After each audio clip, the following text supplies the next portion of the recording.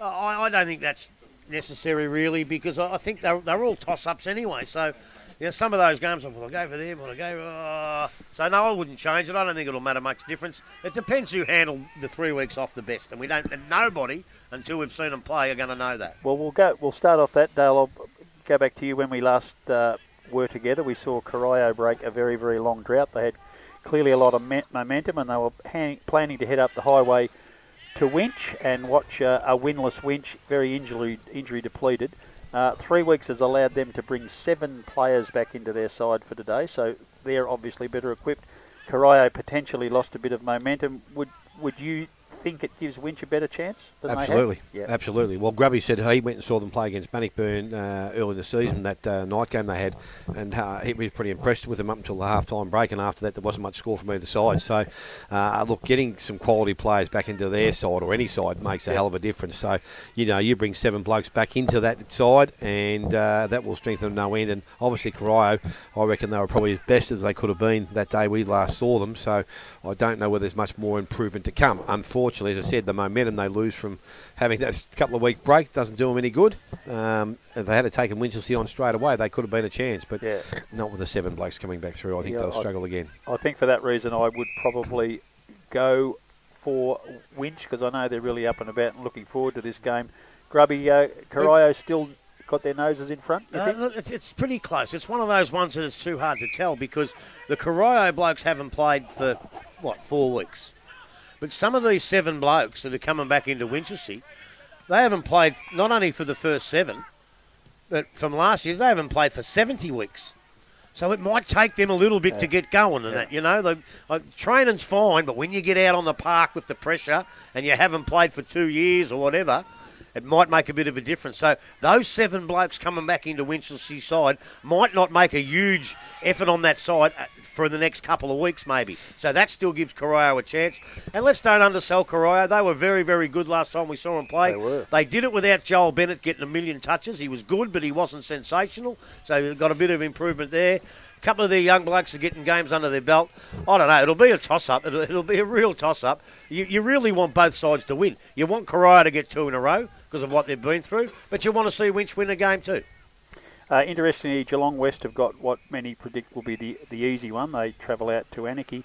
Dale, does it give them a bit of an advantage after a 3-week break to take on a side like Anakie to give them a chance to get into a bit of a rhythm without having too much pressure on them? To be honest, I don't know whether they lose much. Either side, I think they both had the same amount of break. They both go into where they finished off last time. West have been playing a little bit better football than what Anakie have. Anakie just need to provide the base we saw them. They were in their game against Corio for a long, long way, but they have passages where they also fell off, and that's where times are going to hurt them. So in that 5 or 7 minute space where West really control the ball or control the game, they've got to make sure that they limit what they do on the scoreboard. And if they can do that, they may give themselves a chance, because they have improved. Their margins are getting less and less, but I think when they come up against a quality side, and I think West we consider to be a quality side, I think they should win the game. And actually, to answer the question that you asked Dale, which you didn't bother answering, yes. The answer is yes. Yeah. You come back from a 4-week break and you get Anakie, and I know it's probably having a go at Anakie a bit, and the question's a bit loaded, but if you play Anakie first up, you do get the chance to try things out and stuff like that without the real pressure of getting beaten. That's what you're asking. What I was alluding to is that I was just talking to Nick Smith before, and he said this has got a sort of a practice match feel about it after 3 weeks off. These 2 sides today can't afford to treat this as a practice match, but West probably can. Well, that's exactly what you asked, and that's exactly how I'm answering. Yeah. Yes. Now, because they've got an interesting 3-week block. They've got Winch at home next week, which they've had a really good record against, and then they hit Bannockburn. So it gives them a chance to build really well. You don't want to be going out there and you don't want to be going out there trying things. I wouldn't think, not today though. If you've got a group that you've had in a sequence, you want to continue that momentum. I don't know whether they'll be changing too much. I think they'll be going out there with their side picked as they would normally do it, and they might be able to do 1 or 2 smaller things, but they need to have that flow. So if something happens next week, they've got some options to go to. I agree with that. Yeah, but what he's actually asking is, and I know it's a hard thing to answer, but what he's actually asking is every side's going to go out there under pressure after not having 4 weeks of footy. Yeah. West won't be under that pressure. because they won't lose. They know they're not going to lose. Well, they would hope they won't. So they can sort of treat it as a bit of a practice run, get things right, because they're still going to win the game. Yeah. Although, if it comes down to percentage at the end of the year, other sides who are around the 4th or 5th mark will have percentage against Anakie, so you really need to get that too, if you can. But in all this, don't worry about Anakie. We watched them the last time we were here, and they didn't win the game, and they probably never looked like winning it. But by Jesus, they tried from the first bounce till the last siren went, and that's all you can ask of them at this point in time. They're a lot better than I expected. Now, an interesting game now is talking about that little bit of rust that needs to be blown off. Thompson have got Belmont. We suspected there was potential for an upset, but again, for them, if they haven't had continuity for 3 weeks, and they really are under pressure, Thompson, because they're not the side that they probably expected themselves to be, let alone others. So there's going to be a bit of heat on them today to keep Belmont out. Well, I tell you what, if they lose today, I'll go as far as to say I'm not sure they can play finals. They're on the same points as Thompson. I think they're as Belmont. The percentage is not that much different either. So I think Belmont's probably had the better run because they've played Anakie, Winch and Corio. I just still think there's a gap, but that's going against what Belmont have done and what I was going to say Darryl then, but what Nathan Bissett's done down there. They've earned the right to be actually selected in this game if you want. And as I said before, with the shortened season, the last 2 games I think they may have lost. Now they won't lose them. There's still a chance to be fighting for 5th, but I think Thompson, they know how important it is. They know they've got to get this 4 points or they're going to struggle, and I think they'll do it. So they now, how does that go? Like, have they got players coming back, Thompson, today after that little break? Now, obviously, I think Jacko did he get injured or suspended? No, he was back again, I think. Was he? Yeah, Okay. he's come back from his suspension. He was already back from the suspension. That's okay, because I was just wondering whether, because obviously we haven't played another round, so it won't count. No. They should have now have a chance to get most of their better players, because even Sammy Jacker was suspended, wasn't he? Did he get 1 or 2 weeks? He got off. Oh, did he? He got off, didn't he, Sammy Jacker? Not sure. Yeah, he got off, Sammy. Okay. Yeah, okay. Well, I wasn't too sure about that either. Yeah. So No, I don't think that'll come into consideration. Okay. So they're going to go in with, well, most sides now, as we know, should come back with pretty close to what their best sides is, unless there's some really long-term injuries out there that we don't really know about, other than young Skinner here. Well, Matty Miller. Matty Miller's still out with a broken jaw. Yeah. But so he's nothing happened about that, by the way. Hey. Nathan Johnson's still suspended after being dobbed in, so he's not playing either. So Werribee are probably affected by it more because Johnson would be back. Yeah, that would be nearly the worst hit then, obviously. Yeah, nearly, although it's probably good for Matty Miller because he wasn't going to be playing anyway, and they missed 3 or 4 games. Yeah, so. yeah. But Nathan Johnson would have been back firing out full forward, and he's still got another week or 2 to go. Yep. We've talked about possibilities, but do either of you really believe that Belmont will beat Thompson today? No, I don't think they will. Where's it being played? At Belmont. It's at Belmont, and they're every chance. Ooh. The only thing that worries me about them is that they had North Geelong level, bang, 11 goals in a quarter. That tells me they're just not quite ready. I think next year they'll be a lot better. Bissett will get a couple more kids in, and they'll be a lot better. They had a real good kid there, but I think he's playing at Geelong Falcons. That Christian Barsic or something. Very, very good kid. He would be playing in their senior. He's only about 15 or 16. Yep. Oh, he's a gun. But I think he's at Geelong Falcons. But no, I think this year's probably a touch early for him, and I think Thompson will be too good for him today. But you just never know. Yeah. We've got 3 ripper games to finish the round, and the first one is at Osborne Park, North Geelong, the Keith Barclay Oval, a terribly, terribly inconsistent North Geelong. We've seen them at their very best on this ground. We also saw them at their very worst on this ground. And most games they seem to be doing that, even against Belmont Lions where they won the game, but that was on the back of 10 goals to 2 to nothing in 1 quarter and then lost the rest of the 3 games. So they must really be causing Aidan George some grief. Are they good enough to beat East? I wouldn't think so. Not in, if you look at the consistency level that East Geelong put up over a number of games this year. They really haven't against Thompson early in the season. I think they were right in the game. Bannockburn, that was only a 2-point margin. Have they played Inverleigh? Yes, they did, didn't they? They played them at Inverleigh, I think, and I think East. and I think they got beaten out. Yeah, early they in the did. year, first and second game. So they've had that run that obviously won't do them any favours come the second part of the season, because obviously they'll cop those sides when their last 3 games could have been much easier, I would have thought. So yeah, they lost by 14 points at Inverleigh, but it was 29 scoring shots to 20. They're probably never going to win, but they kept chipping away. Just having said that, their last game would have been against Bannockburn, East Geelong, so that saves them a little bit. So what do we miss? 3, haven't we? Two. One of them was a bye. Oh, that's right. Yeah. So Bellpost Hill's the other game. No, it wasn't. East Geelong, Winchelsea was the other game. So they're probably break even those last 2 games. So look, I think East Geelong are playing some really good football. Again, without having seen them, I would be likely to pick them. As I said, they got. Young kid Menzies probably should have been playing across the highway, but he's playing at East Geelong. Is he playing? Well, I don't know whether he's been playing. So I don't see any teams. He wasn't. No, I noticed the Thursday night sides that came through eventually that he was not selected. No. See, that's a strange thing, because I think they brought him up. He had a couple of games up. Now, I don't know whether he's now decided he wants to go back and just play with the underage side, because they're going pretty well, I think. Between them and Bannockburn, they're pretty 1 and 2 in that competition. So whether he's decided to stay there, I'm not too sure, but he can obviously play the game. But as you said, the guys they've got through their forward line, they've got enough firepower up there to kick a winning score. And I think they'll beat North Geelong at North Geelong. North's best should win, but can they produce it, I suppose? Well, that's what I was going to say. To answer your actually original question, are North good enough to beat East? Yes, they are, if they play 4 quarters. But they haven't been able to display that against the better sides at this point in time. Even against Belmont, they struggled in quarters 1, 2 and 4. It was just the third quarter that they blew them apart. And we saw them here. Werribee blew them away in the first, 20 minutes.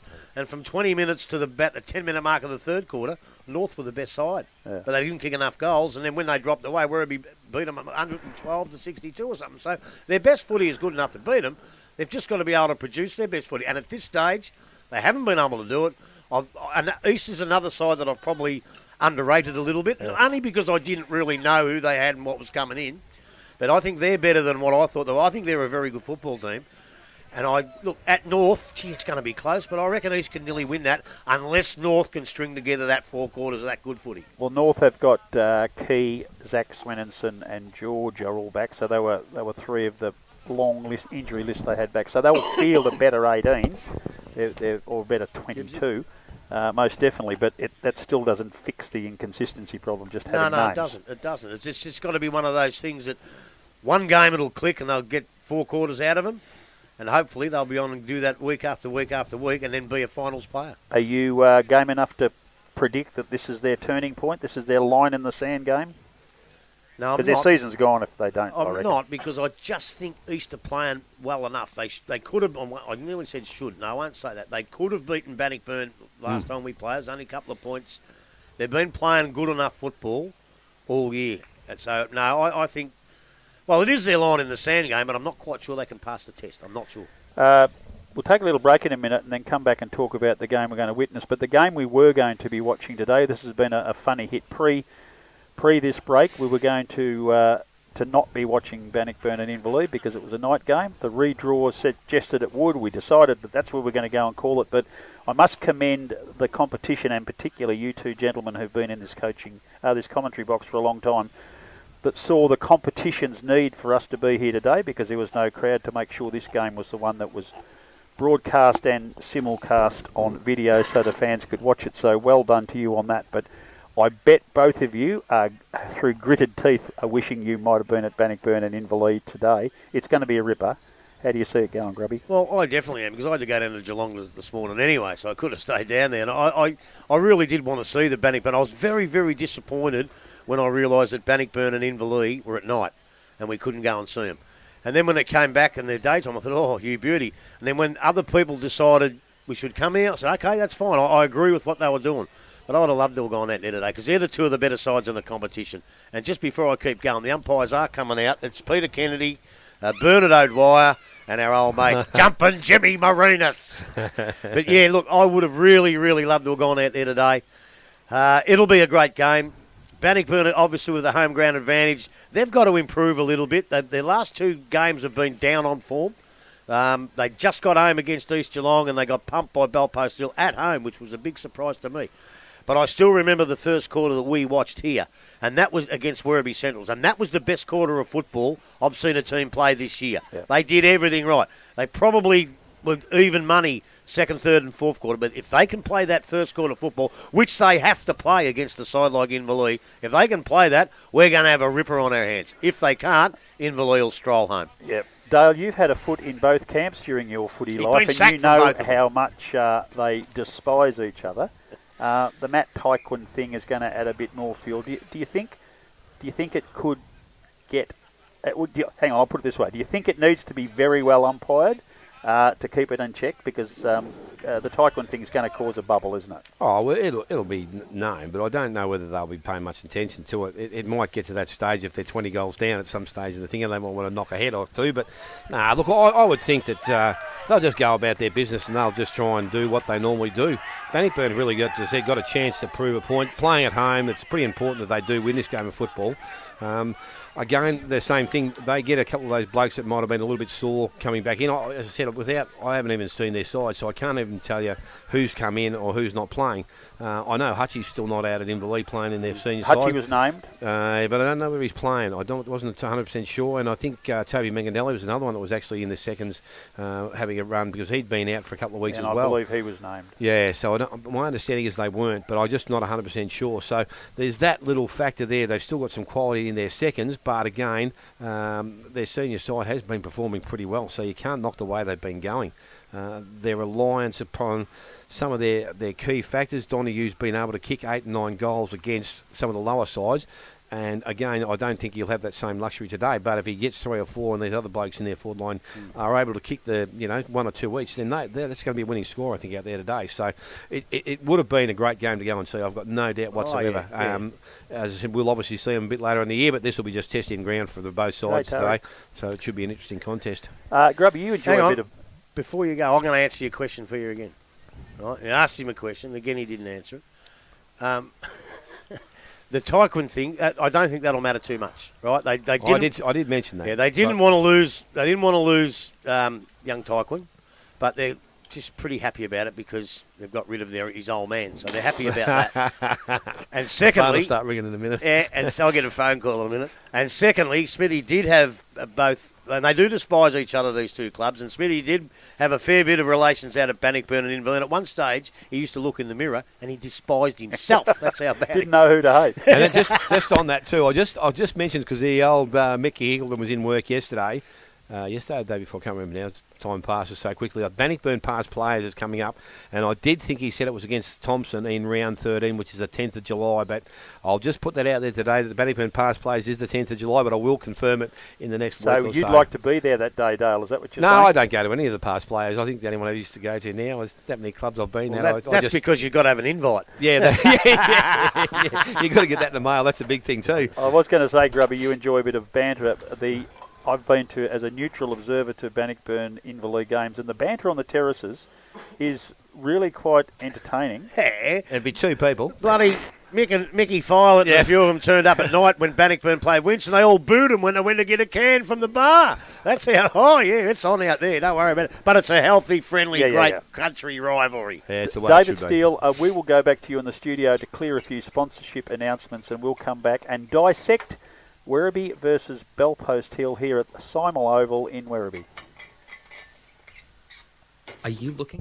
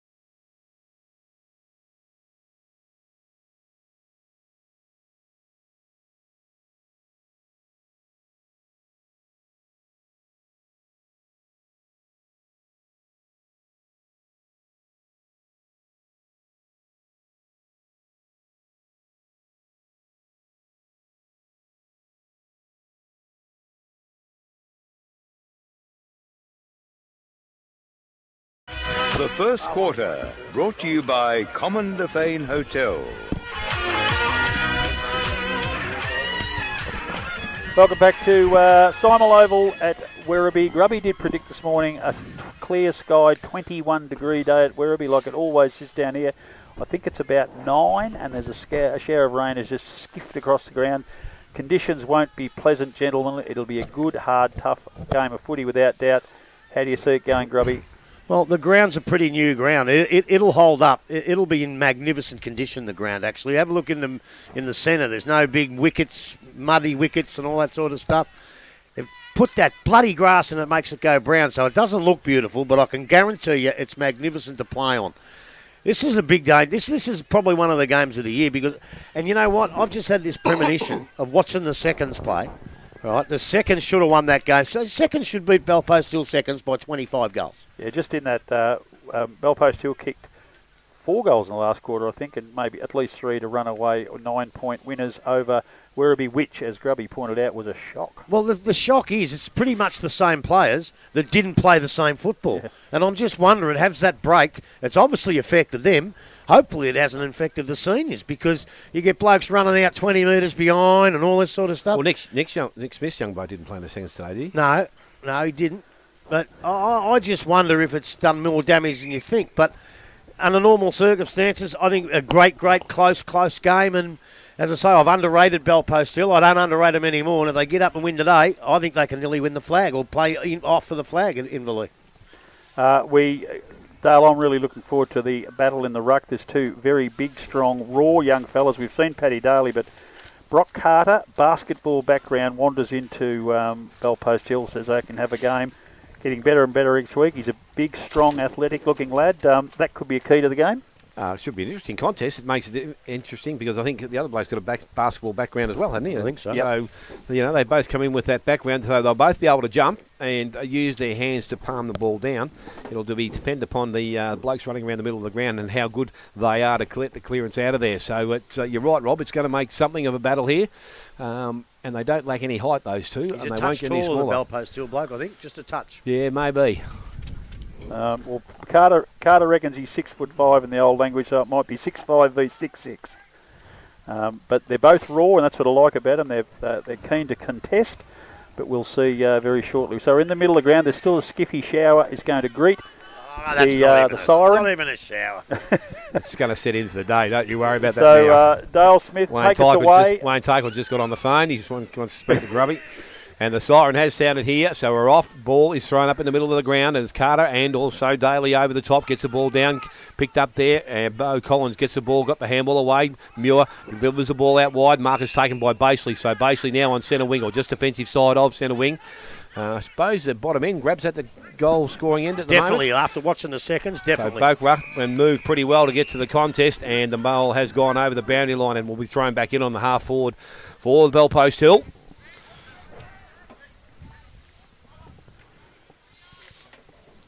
So Carter goes at the ball. Also Daly. Daly's there. Ball comes front of the contest. Again, out the back. Picked up again. Collins gets a boot to ball. Goes into the forward line. Mark is not taken there by Mark. Ball goes towards the boundary line and is pushed over. And it will be a throw in a little bit further down the ground. Forward pocket area. Belpost Hill, as we said, into attack. And like a good old-fashioned ruckman, Carter stays a kick behind the play. It leaves a very small ruck opponent. Daly's going to have almost a foot in the old language advantage, which he uses. Left hands it over the back of the pack. Coming through for Belpost Hill. Kicks it forward, coming into the drop in the goal square, but it's gone just to the right-hand side through. For the first score of the game, it's 1 point only to the Belpost Hill side. They're leading Werribee, and we're about 1.5 minutes into the first quarter. The rain's just cleared, so it's just cold, bleak and overcast, but I reckon the footy's going to warm the day up for us. Timmy Barton's gone back and playing deep in defence on Zach Anthony, so that's unusual because Timmy Barton's usually their centre half forward. So I'll tell you what, I hope that doesn't come to a physical clash. It could be on for young and old down there. Two tough nuts down there. Stand back and hold your breath if that goes on. So the ball will be brought in from the full-back position again. Werribee with that ball now, and Going to bring the ball straight down the middle of the ground. That's where they go. Again, looking for the two taller men through the middle. Mark is not taken. Picked up there. And Yates got the handball away. Picked up by the Yates of Bellpost Hill this time. Got the handball away. Again, players around the contest not getting the ball clear of it. Carlton hits the ground. He knocks the ball out now. Carter's there. Taps the ball back again. Handball comes out wide. Again, got to the Costello, and he puts it on the right boot. He goes back towards Page in the full forward position. Had front position, didn't take the mark. Ball comes down, picked up out there by Kerins. The ball is now turned over, and again, Werribee come out of defence. They kick the ball wide, and it will be very wide because the ball will run over the boundary line, and we'll have a throw in on the half-back line for that Werribee side. The kid that kicked that ball out is young Mitch Ellis. We saw him play here and didn't quite get a game in the finals. So it's good to see him back in the seniors, Smithy. He's been here since they made that call, Grub, so he's done pretty well. So again, ball from that contest goes back to the front of the contest. Whitney runs onto it, couldn't pick it up cleanly, and again, ball back over the boundary line, so we'll have another throw-in to take place. And Tyler Crennan was good the last time we saw him here. Good enough to win the Yards Hotel Player of the Day. I've still got it in my bag. I haven't given it to him yet. So it's throw in again, Daly and Carter. Carter working towards the front. He gets a nice little hand down. Coming through is Whitney. Can't break clear of the pack. Pushing his way forward is Collins. Collins has got the ball. Another quick kick, but it's smothered immediately. Ball's hand passed out very quickly. That's a neat hand. Ball comes back to Beau Collins, who started very well. That'd be his 5th possession. Goes back to Whitney, who's partner in crime. Been a very good player, or pair of on-ballers, those two this year. But the ball was out of bounds just before it was kicked by Whitney, and then we'll have a throw-in right in front of our newly positioned commentary box on the watching terrace here at Simel Oval in Werribee. So Daly and Carter again, two young bucks going at it. Prismal working his way towards the front of the pack with Yates. It comes up now, very neat little hand pass down by Daly, can't get away. Prismal's grabbed without the ball, umpire has let that go. Carries on now as Yates trying to get it, taking the ball there for Bellpost Hill. It's fumbled again very quickly. They're very fierce at it. The umpire said there has been incorrect disposal. Why not advantage? And the players ran away, but the umpires called it back. They all pay that advantage now. And it looks like it's going to be... He's kicked across the ground now and has taken on the half-back flank for Werribee by Alush that Grubby alluded to before. He kicks down the line, pack of players, and a very strong mark amongst all that is the Ruckman Daly. Hand passes quickly to Crennan. He pushes the ball into centre half forward. Coming out, in the back. Can't take the mark, but the umpire has pushed, push in the back, and it'll be Anthony for the Werribee Central side. Takes the free kick. The umpire's called him back. He'll have to take his kick. He'll be right on the 50-metre arc. You have to take your kick behind the mark, and I think he was lining him up at the time. The boy that got that free kick out there that we couldn't name, I just spotted him. I think it was the boy with a lot, Dylan Harburger. All right, the one with a lot.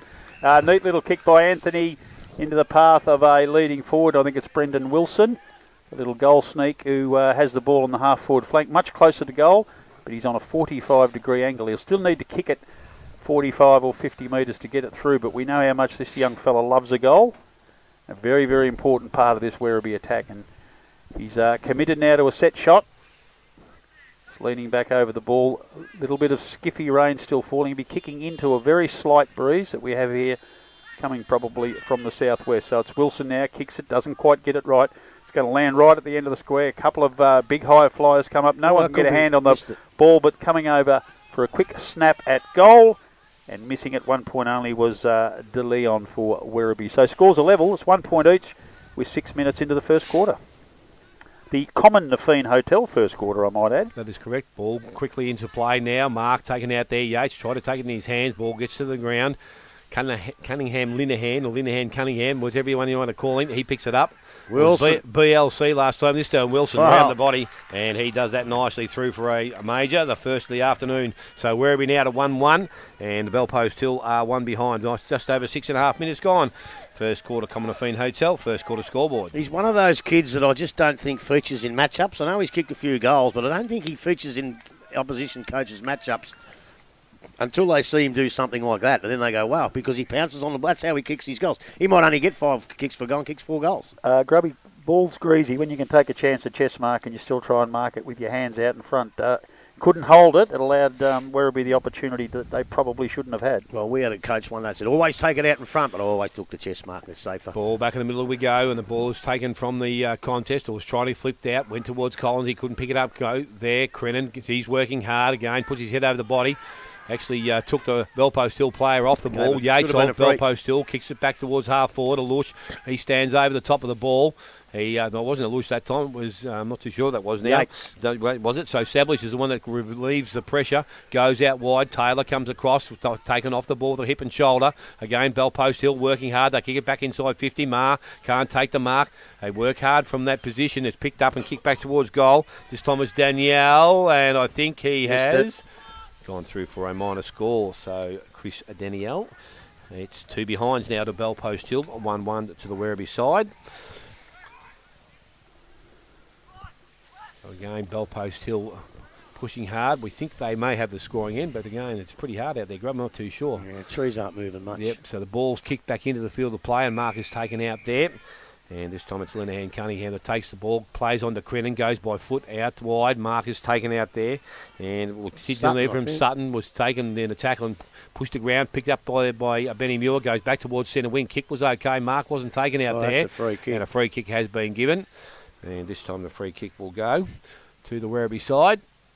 And again, I can't see who that is out there. Is that Taylor? No, that's DeLeon, I think. No, Sablish, is it? Sablish got the handball away. This time it goes towards Taylor. Taylor kicks the ball back in towards centre-half forward position. Good spoil from Barton from behind. Gets out to the back of the contest. Picked up by Board. Runs towards goal. He doesn't miss too many from there, but he has on this time. And it's through for a minor score. So Werribee now to 1-2. And they lead to Belpost Hill 2 behinds. Almost 9 minutes gone. First quarter, Commonwealth Hotel, first quarter scoreboard. Well, that was a bad miss by Boyd because he's a bit the same as Wilson, an opportunist. If you think Wilson grabs the ball and is quick, he's nowhere near as quick as Boyd. Boyd's as quick as anyone going around. And he usually steadies, but he didn't that time. A good old-fashioned huddle set up there. All the players inside the centre square for Belpost Hill, and a couple of leads have opened up the game. And the ball's now on the half-forward flank. Another short pass into the middle of the ground, looking for and finding Sable for the Panthers. He kicks into the middle of the ground, and getting the ball there is Sulix. He kicks into the middle and finds a teammate. Quick hand pass. Yates has got the ball. A deliberate, neat kick into the forward line, looking for his teammate there. Goes through hands. The ball's a little bit greasy now. The umpire is going to blow the whistle and have a throw in. We're about 30 metres out, directly in front of Belpost Hill goal. They're 1 goal behind. 10 minutes into the first quarter. There's a lot of those seasoned premiership players out here that'll be pretty handy as the day goes on. Comes over to the back of the pack. A brilliant smother there from Werribee, but the ball kicks forward. It's Yates again. Has a left foot snap across his body. That is an absolute ripper. It's Paisley, actually. And that's the first goal to Belpost Hill. They level the scores up 1-2-8 each. We're just after 10 minutes in the first quarter. Grubby, that was a ripper little opportunist snap. Yeah, well, it was. But I think that's a lot of Werribee's trouble. They all look at the ball, but you can't let a bloke kick a ball like that from a stoppage. You have to have someone near him. They're all trying to be on the offensive, but you have to have 1 or 2 on the defensive to stop that sort of thing. You're right when you said about ageing player, or not ageing, but the older players. It's going to be a great battle down here with Mitch Ellish and Page, Joel Page, because at the moment, with the athleticism and the agility of Mitch Ellis, he'll probably beat Pagey for a while, but the guile and the wisdom and the sneakiness, don't worry about that. Page will sneak his way in for a couple of goals. You can bet your life on that. So we're back in the middle of the ground. And I think it's going to be Warrington that's going to be doing the ruck work this time. Ball from the middle of the contest. Again, it hits the ground. Collins had a go at it. Couldn't pick it up cleanly. It's picked up by Muir on the half-back line, and he kicks the ball back towards centre-half forward, and that's a great mark going back with one hand. And that was David Sablish. So Sablish now from that centre-half back position decides to transfer play out wide. Leading player comes up. The mark is taken out there by Leonard. So Leonard was also pretty good the last time we saw him here. For a half, anyway. Yeah, anyway, that's right, Grub. So he now gets the ball, and he will deliver the ball in towards the centre-half forward position. Ball again gets out the back. Miles, he ran over the ball, or actually didn't even try to pick it up in the end, tried to kick it off the ground. And at centre forward, players converge. Umpire says it's going to be a ball up, and that's what will happen. That ruck battle depends on how long Paddy Daly can stay in the middle. With Nathan Johnson out, he's as good a ruckman. They'd have had a bit advantage there, but he's got to stay there at this point. So the ruckman still go at it. Daly gets the ball down again from that centre half back position. It's picked up and kicked forward. And Ma, he tried to take it in the hands, and again the ball comes out. So a chance for Bellpost Hill to get clearance from the contest, just short near the centre of the circle. The ball comes out, and again it goes towards Taylor. He's going to run onto the ball, can't pick it up cleanly. Basically coming through, did that nicely, picks the ball up, little chip up over the top, goes looking for his teammate. Marcus not taken out there. Numbers are with the Werribee side. And again, actually, Bellpost Hill player out there, which was Harmer, did nicely. Now he's given away a free kick. Your old mate Jimmy's said there's going to be a free kick. And well, I asked him to give us a few before the game, Jimmy, but I didn't mean 5 in a row, mate. It's not Sablich. Bortnick ball, I think. Right. Gives the handball away, and it's cleared away there. Harburger. Oh, it was too. Harburger got the ball into the half-forward line again. The ball needs to get released. It does. Held on it for too Carlton, long. That's right. Umpire says a free kick. And free kick was against Wilkinson, who just couldn't get rid of the ball. Well, he had 2 or 3 chances, and that's where your prior opportunity comes in. So the handball now from Bellpost Hill. They deliver the ball from Whitney. Goes towards centre wing. Collins out the back. Carlton did nicely. Got the ball over the boundary line, so able to set themselves up. You see that just out here before, Smithy. Taylor's played a fair bit of footy, but he's still a youngster. But as he was coming to the ball, basically put his body exactly where it had to be and got away easily. That's the experience that Rob was talking about earlier. The ball from that centre wing position is going to be thrown back in, and Daly's doing the ruck work. Warrington also out there. Ball comes down, and on the ground it's picked up. Whitney, it was, got the handball away, goes towards their half-forward line again. So a little bit slippery, and the ball has gone back over the boundary line. So we'll have another throw-in. As we've gone just over 13 and a half minutes, it's 1-2 apiece. Commonwealth Hotel first quarter scoreboard. It's going to be a very tight tussle this if this weather keeps up. Not a lot of wind, but it's just really difficult skills. A lot of marks being dropped. Ruckman go again. Great work there by Daly. Left hand over. Can't quite clear the congestion. Coming through is Wilkinson. He can't break away either. Down on the ground, picking up the ball now is Bo Collins. He's been very early. Kicks across, looking towards centre half forward. Getting underneath the ball. Slightly pushed, but not paid. The ball's kicked down the line, and coming in is Dylan Whitney to take a mark for the Bellpost Hill side. Score play on. Whitney stabs that low kick into the forward line and punched away by Pettit through for behind. So the Panthers hit lead. 1-3-9, Werribee 1-2-8. 14 minutes into the Common Nafeen first quarter, and we'll be waiting on Mike Mitchell-Alush. There's a fair bit of pressure on out there because that was an easy mark. He'd just take back an easy mark, but he'd elected to punch it through. He just the perceived pressure that he thought somebody was behind him. So Werribee now kicked the ball long down the wing, has been the want of the fullback so far in this game. Almost taking a very neat mark there for Bellpost Hill was Ma, but the umpires have deemed that Werribee will take a free kick. It will be the big ruckman, Daly. He's going to take the free kick just in front of us. An awkward-looking drop punt kick, but it makes a little bit of line. Looking for Sutton. He couldn't get the ball. Coming through is Miles for Werribee. Can't control the ball. Dribbles over the boundary line. Bellpost Hill player there in Daniel screaming for a free kick, but it's not coming his way. And we'll wait on a boundary throw in again. Carter and Sutton this time. Sutton tries to get it forward for the Werribee side. Can't. Bellpost Hill run on it. Miles uses his pressure there to force the ball through the pack. No, Collins is tackled. The umpire says there will be a throw in. We're just on Werribee's half forward line, just short of the 50-metre arc. And it's Sutton again. He'll go up in the ruck with Carter. Carter gets it down neatly, and Dylan Whitten grabs hold of that lovely little bit of ruck work, kicks down the line, but it dribbles past a teammate who's looking for there in Costello.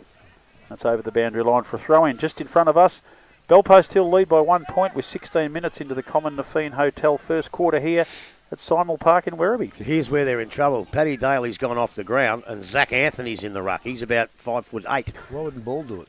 Don't know. Ball thrown back in, as we said. Anthony just doing the ruck work. He gets it down to the front of the contest, but it's again picked up there by Whitney. Runs free, kicks the ball back long into their forward line. Page couldn't have run at the it's ball. got to be a free kick. It was an infringement. The umpire's finally seen it. I think took a long while to recognise it, but it's there.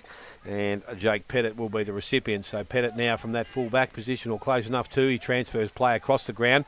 It's a nice kick, opens up things. So again from the half-back line, they run the ball. They go out towards centre wing. And I heard a whistle blow. Yeah, it's a down-the-ground free kick because Cozzy threw a bit of a right arm, touched him on the shoulder. No force in it, but it was a touch late. Little bit picky, but you don't have to do it, Cozzy. So the ball now from that position goes towards their half-forward line. Again, a kick indirected and it goes over the boundary line. So a throw-in to take place right on the 50-metre arc. Forward line for the Werribee side. Some bluer skies coming our way, so the afternoon might improve. It's certainly not going to get much more than the 11 or 12 it'll degrees. Be 27 by half time, you idiots. Yeah, the ball is thrown back in, and again from that forward position, Anthony knocks the ball back to the front of the contest. Crinan came through, couldn't take clean possession. The ball runs back over the boundary line, so we'll do it again. That Warrington looks like a little bloke when he goes in the ruck when Daly's in there. Now he looks like an Andre the Giant. He might be a giant, mate, but the cricket players over there today don't care about the rain. No, Well, I kicked him out the car park. So the ball now thrown back in again. Ball this time out the back of the contest. Picked up. Whitney tried to force his way through. High says to the umpire. It's a high fend.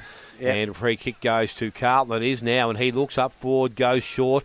Sulik's read that nicely. Got across, intercepted. Picked the ball up. Went to his knees. Got the handball away to Muir. Muir got a handball away. Umpire says that was a throw. And the free kick is going to go to Miles, it looks like. Jeez, they're getting some free kicks, Werribee. They can't complain. No, it's not. Going to go to Boyd. So Boydo, he's going to go back and have a look at the goals. Well, he's got to atone for that early miss, Boyd, I feel. He had an early shot.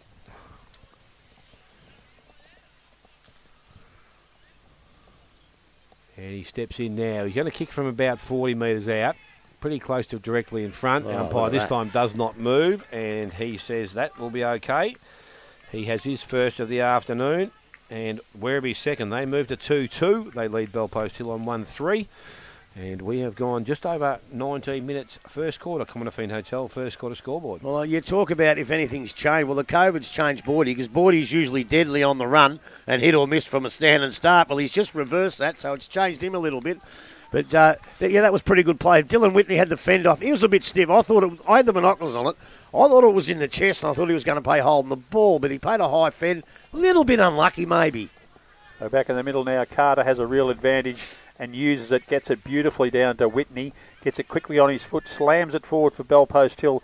Coming out underneath the ball is Page, can't hold it. A very neat little kick forward there by Staggart. He gets it down, but it's all Werribee defender under a great deal of pressure. Went to kick it, couldn't quite handle it. And the umpire has deemed that the tackle on him was too aggressive, and it's going to be Blake Quarrier for the Werribee side, who I hadn't seen him in either game. He's new to the list. Beautiful kick down the line, looking for Bald, and ball comes over the back and takes a really, really strong mark for the Werribee side. He's on the half-back flank. He was injured last time, Rob. He's captain. Yeah, he's first time I've seen him kick down the line. Reece Miles is out-muscled by his Bellpost Hill teammate, opponent there in Muir.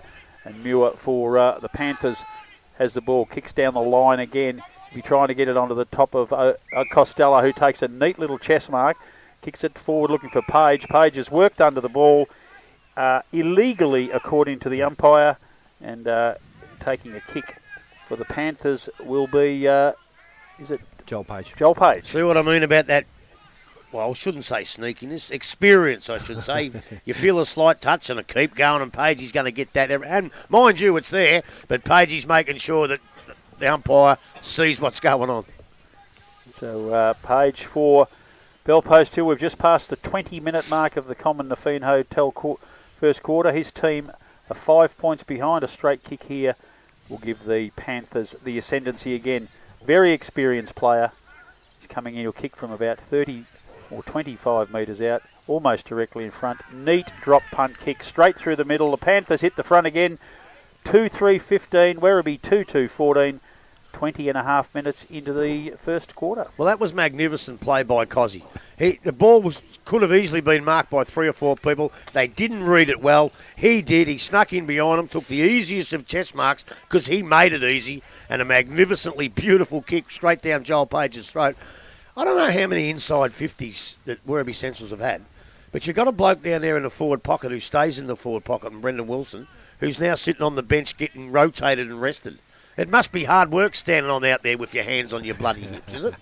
I don't understand. I know the rotation, that they run their guts out, the midfielders, and they need that rest. And Wilson's standing in the forward pocket doing nothing. For what? For about 50% of the game. Why do you need to rest him? They need to get the big bloke back on, otherwise they're going to get smashed in He's here. back out there now. Oh, Daly, well done. Daly and Carter are both out there. Goes to Carlton. Carlton through the middle of the ground, heads towards the full forward position. Anthony held his space. Sulix did nicely, got the ball to ground. DeLeon picked the ball up, got the handball. Muir got it away again, picked up. I think that time it was Taylor, was it? And no, I'm not too sure now. Doesn't matter. Anyway, it's picked up again by Muir on the left boot. He's a free kick to Centrals there for a throw, I think. Yeah, it looks like it. I just put the binoculars down, so I didn't see it. What I was just about to say was the ball's on the deck in the Werribee Central's forward line. Who's the most bloke that you want down there right at this particular moment? Wilson. But umpire's picked a free kick out here. It's Going to go to Leonard anyway, so it doesn't really matter. So Benny Leonard now.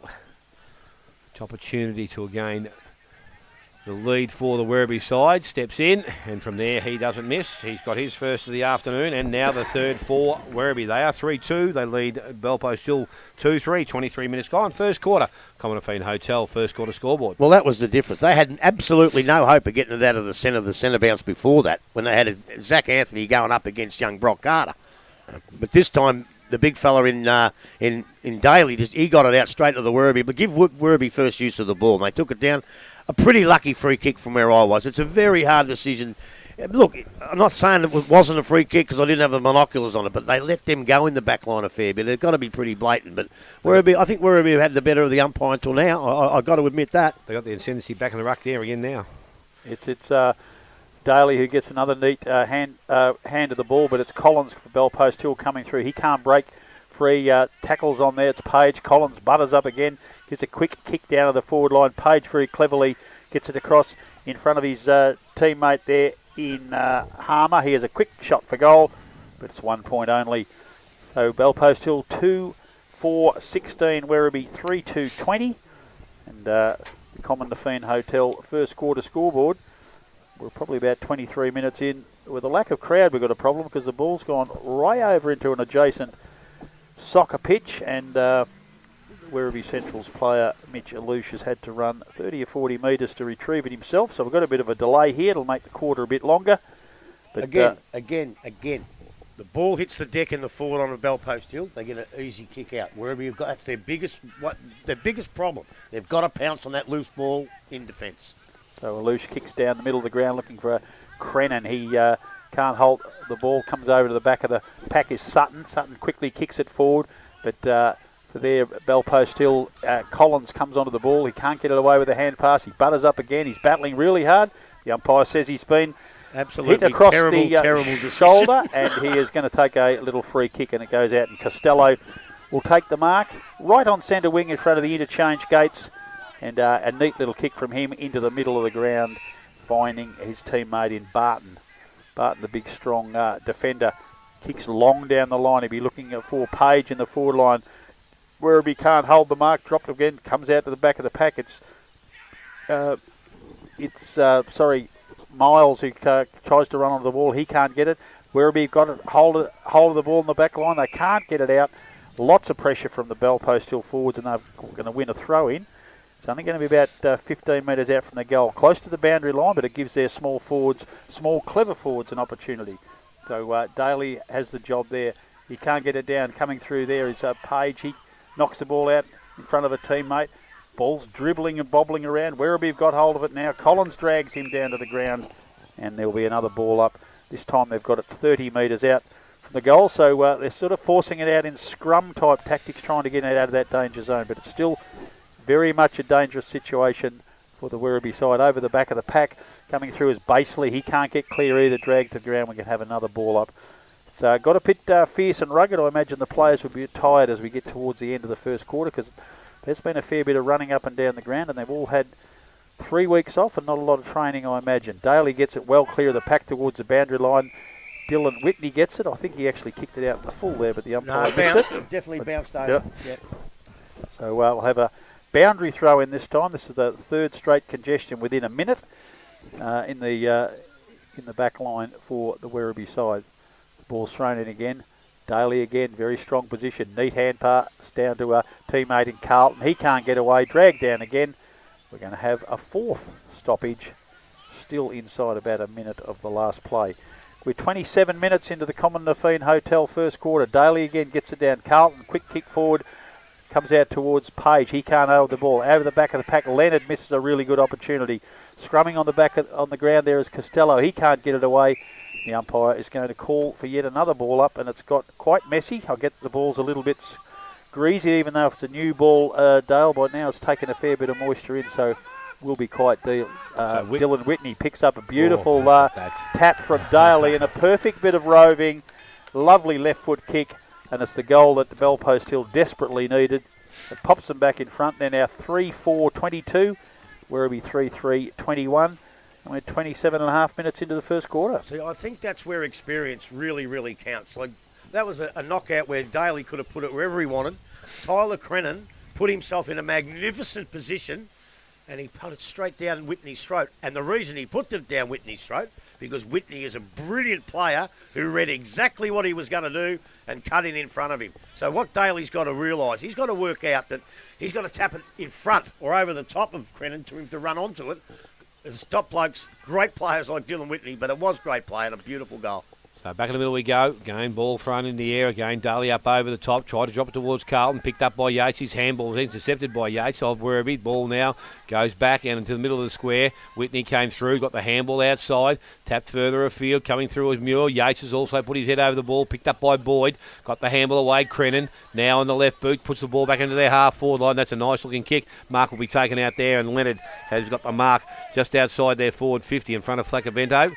He now goes long into the forward line. Kick was probably a little bit poor, but ball's made it a good option there, or a good position, and he has taken the mark, so he will go back now and shoot for goal. I'll tell you what, they're getting into Prismal off the ball, these blokes. They're pushing him over, and he's not liking it, but he's just got to cop that and keep going for the football.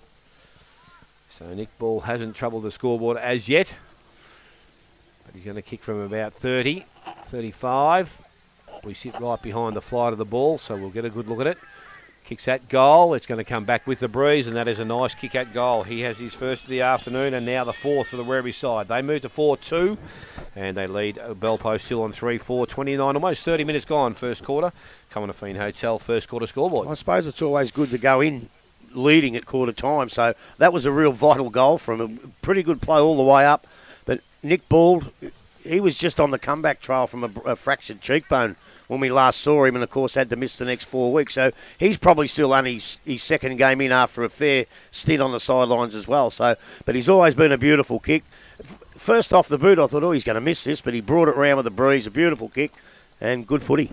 It's Warrington and Daly. Daly again gets it across, coming through for Bell Post Hill. Collins couldn't hold the ball. That dribbles into the Werribee forward line, but that greets the siren. 4-2-26, the Centurions. Bell Post Hill 3-4-22. The Common Nafeen first quarter is all over. We'll take a little break. We'll be back here for more action in the Werribee Centrals versus Bell Post Hill game.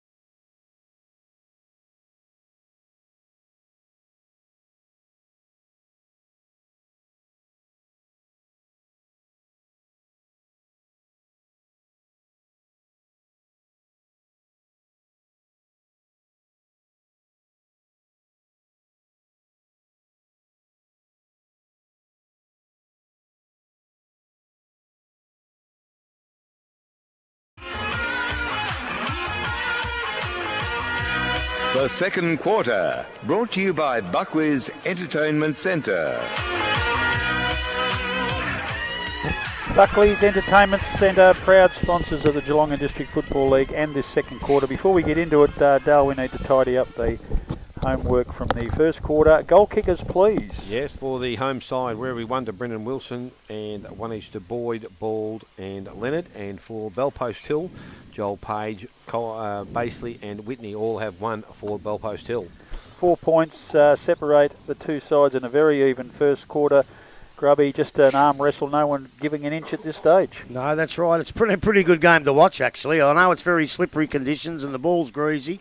There's been a few drops, but you know the ball movement forward, especially at times from Bellpost Hill into their forward line, and again on certain times from Werribee into their forward line, has been very, very good. It's going to be slippery for most of the day. I don't think it's going to dry right out, although the sun's out now. It's going to be a beautiful day like Werribee normally is.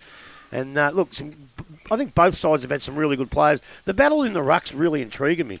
You know, when the two big ruckmen are in there, it's pretty close. Then all of a sudden, Paddy Daly gets on top against Warrington, and then Warrington gets on top against Zach Anthony. So it's going to be a matter of who can keep their ruckman on the ground for the longest time, Smithy, I reckon. Yeah, as I said, Grub, it's pretty important. As I said, it's a luxury of having that extra bloke that can go in and jump.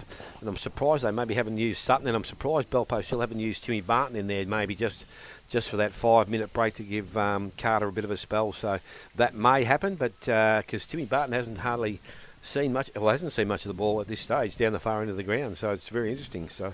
Grubby, interesting thing about those ruckmen being raw like they are, their ruck work is important, and we've already seen and spoken about that, but positioning themselves around the ground in a game like this where you don't have a real feel for the game, they can get caught out a bit, can't they? And both of them haven't had much influence outside the ruck contest. That's right. And today, playing against each other, it may not mean that much. But when you play against Thompson and blokes like Jarvis and a few of these other blokes, that's when it catches up with you. When you get a good Luke Wilson from Anakie, North Geelong, that's when it catches up with you a little bit. It's probably going to nullify each other because both boys are young and haven't done much around the ground, I reckon. Yeah, Carter hasn't really been seen outside the ruck work.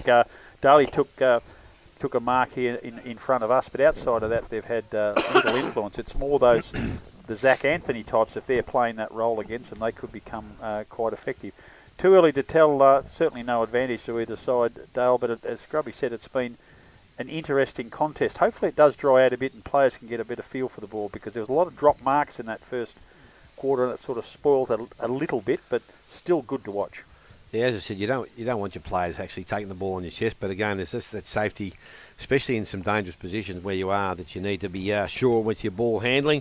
And again, as I said, with the sun out, and I'm not too sure how these ground holds, not so much the water, but just that surface where the ball hits the ground, whether it will stay slippery or not. So, look, as I said, both sides I think have done pretty well. It was a little bit slippery when that rain was about, but once the rain disappeared, it seemed to be okay. So, brand new ground, brand new drainage. If it stops rain, the ground will dry. It'll be okay. Yeah. So before we keep going, I can't get all the scores. There's some scores that just haven't come through, but Winchelsea 3-6-24, Corio 1-1-7.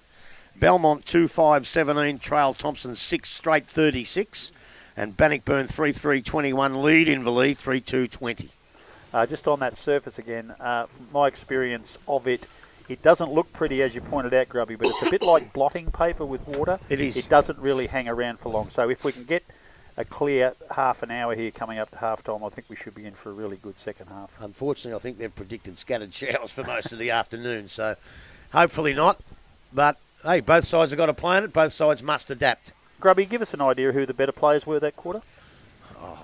Oh, sorry, did I catch you on notice? I thought you were busy doing your homework. No, well, I had to go to the toilet, and then I had to come back and get those scores, and I couldn't get the scores, so I haven't written anything down. But, it's hard. I thought, well, as I say, both boys in the ruck at the tap-outs, when they've had their opposition opponents smaller, have both been very, very influential. I thought Collins has been good.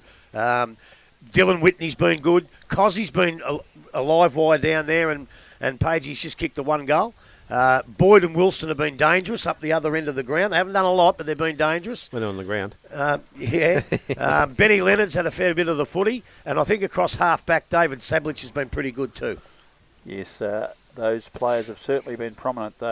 Those little in and under midfielders on both sides were quite effective. Crennan started to come into the game late in the first quarter for the Werribee side, but we're now back in the middle of the ground. Umpire's about to pick up and greet the siren. Dale Smith, get us into action. Well, he doesn't have to get the crowd off the ground. No waiting there. Ball back in the middle again. This time Daly did get hands on it. Whitney kicks the ball off the ground, takes it into the half-forward line, coming across, picked up there and delivered back towards the middle of the ground, coming through as Muir. Read it nicely, took the mark, continued on. Now delivers the ball long into their forward line. Page comes out, but in front, Maher, I think that is, stripped across in front, and he has taken the mark inside forward 50 and can go back and shoot for goal.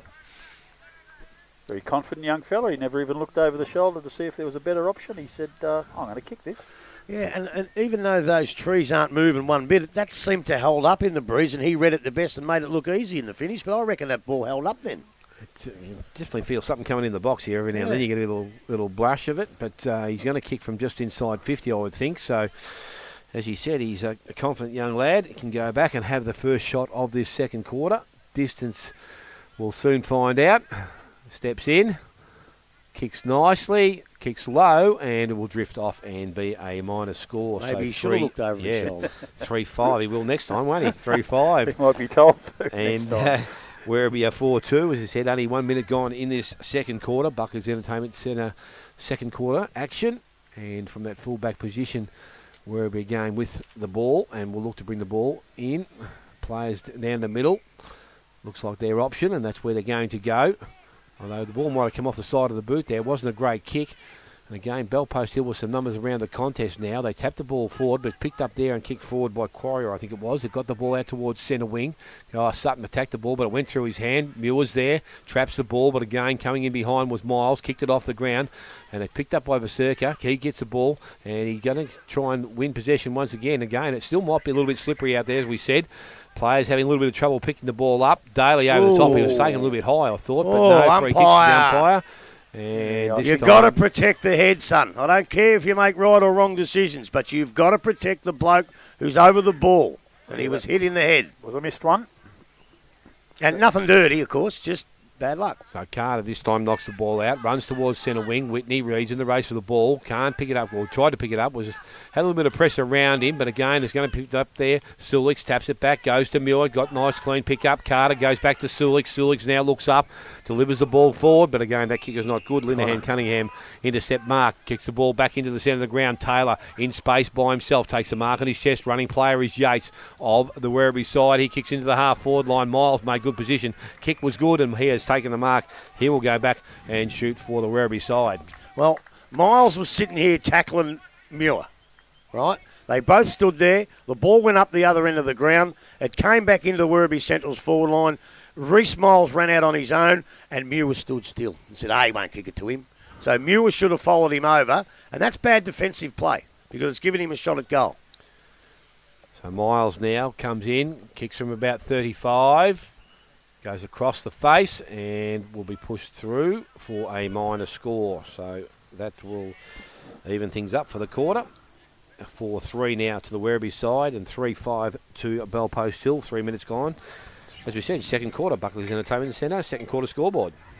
Flacavento for Belpost. His has the ball. It's a very open 50. More players congesting in the centre. He plays on, kicks wide out to the wing, looking for... not Basely, it's Yates for the Belpost Hill side. He can't break free. The umpire has grabbed a free kick, and I think it's balled. Hold the man. And he gets the ball. No, it's Prismal. He kicks left foot deep into the side. He's looking for Wilson. The umpire. He's got a hold here. He's got a hold, and it's going to be Zach Anthony, I think, that's strolling back, looking for the footy. I hate them free kicks. I hate them free kicks. A secondary pack that had developed behind the main pack, and it appeared the umpire suggested Anthony was limited in his ability to get to the ball, so he's got a free kick. He's 20 metres out, directly in front. A pretty handy player so far today. He's done a bit of ruck work to give Daly a chop out, and he's now got a chance to put his side further in front. Comes off the boot nicely. He likes it. They go to 5-3-33. 4.5 minutes into this first quarter. That is a 9-point lead over Belpost Hill. Yeah, I think, again, they might have been a little bit stiff there. I think there was a little bit of a hold. As far as I'm concerned, those little bits of hold, sometimes they're hard to judge who's holding who. I know that time he was holding Anthony a little bit, but what you've got to do, if somebody actually grabs you and holds you and retards you from getting to the ball, fine, pay the free kick. I thought that was just a little tiggy touchwood, but, obviously Anthony said, well, I'll take it, and he put it right through the middle. So back in the middle, the two big fellas that we've spoken a lot out of there. Daly this time wins it, gets it very neatly over the back. Coming onto the ball is Taylor. He can't break through, but he gets a neat hand pass to Yates. Yates left foot kick into the forward line. Wilson waiting over the back of the pack. Momentarily had it on the end of his fingertips, but it dribbles over the line and there'll be a boundary throw in right against the point post. Werribee quickly in attack after scoring that goal. Let's got them out to a 10-point lead. That's on the Buckley's Entertainment scoreboard. The second quarter here at Simel Oval. Couldn't see who touched it, but there was a good touch from a Bell Post Hill defender. So the ball comes in, back of the contest. Miles tries to keep it in front of himself. Mule kicks it off the ground, picked up there. Ball kicks the ball back towards the goal square. And throwing his boot at the ball for the Bell Post Hill side was Clackavento. He's seen the ball over the boundary line, so again they'll be able to reset up. AFL umpires pay that deliberate. Yeah, I know. They paid everything deliberate these days. There was one last night where Joel Selva was lying on the ground. He kicked the ball off the ground, lying on the ground. It went over the boundary line. Straight away a free kick. The rule has gone mad. That's gone a bit mad. We're back in the forward pockets. Barton and Anthony will go up from the ruck. Both the big fellas are waiting back over the back of the pack. Muir grabs the ball for Bell Post Hill. Neat roving, kicks it down the line looking for Whitney. He couldn't hold the mark inside a very tight pack. Playing on quickly and kicking the ball forward for Bell Post Hill was Harmer. Kicks into the forward line. Bell Post Hill defending desperately. Daly bends down, trying to pick the ball up. The big fella couldn't get it. It's ripped out of his hands. It's Taylor now for the Werribee side. Gets it to Sablich. A neat kick down the line, looking for Leonard, but coming out in front of him is the Circa for Bell Post Hill. He can't break free. That's a fierce tackle there on Carlton. And a bit to go on with at the end of it from Jack Yates.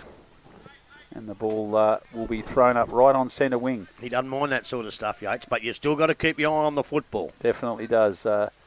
Daly gets a little neat one over the back to Carlton. He can't break free of the pack, but he's in there again battling. Got a second go at it. Pushed out of the road. Quick kick forward for Bell Post Hills. Sablich can't hold the mark. Comes out of the back of the pack. Bo Collins grabs it. He breaks free.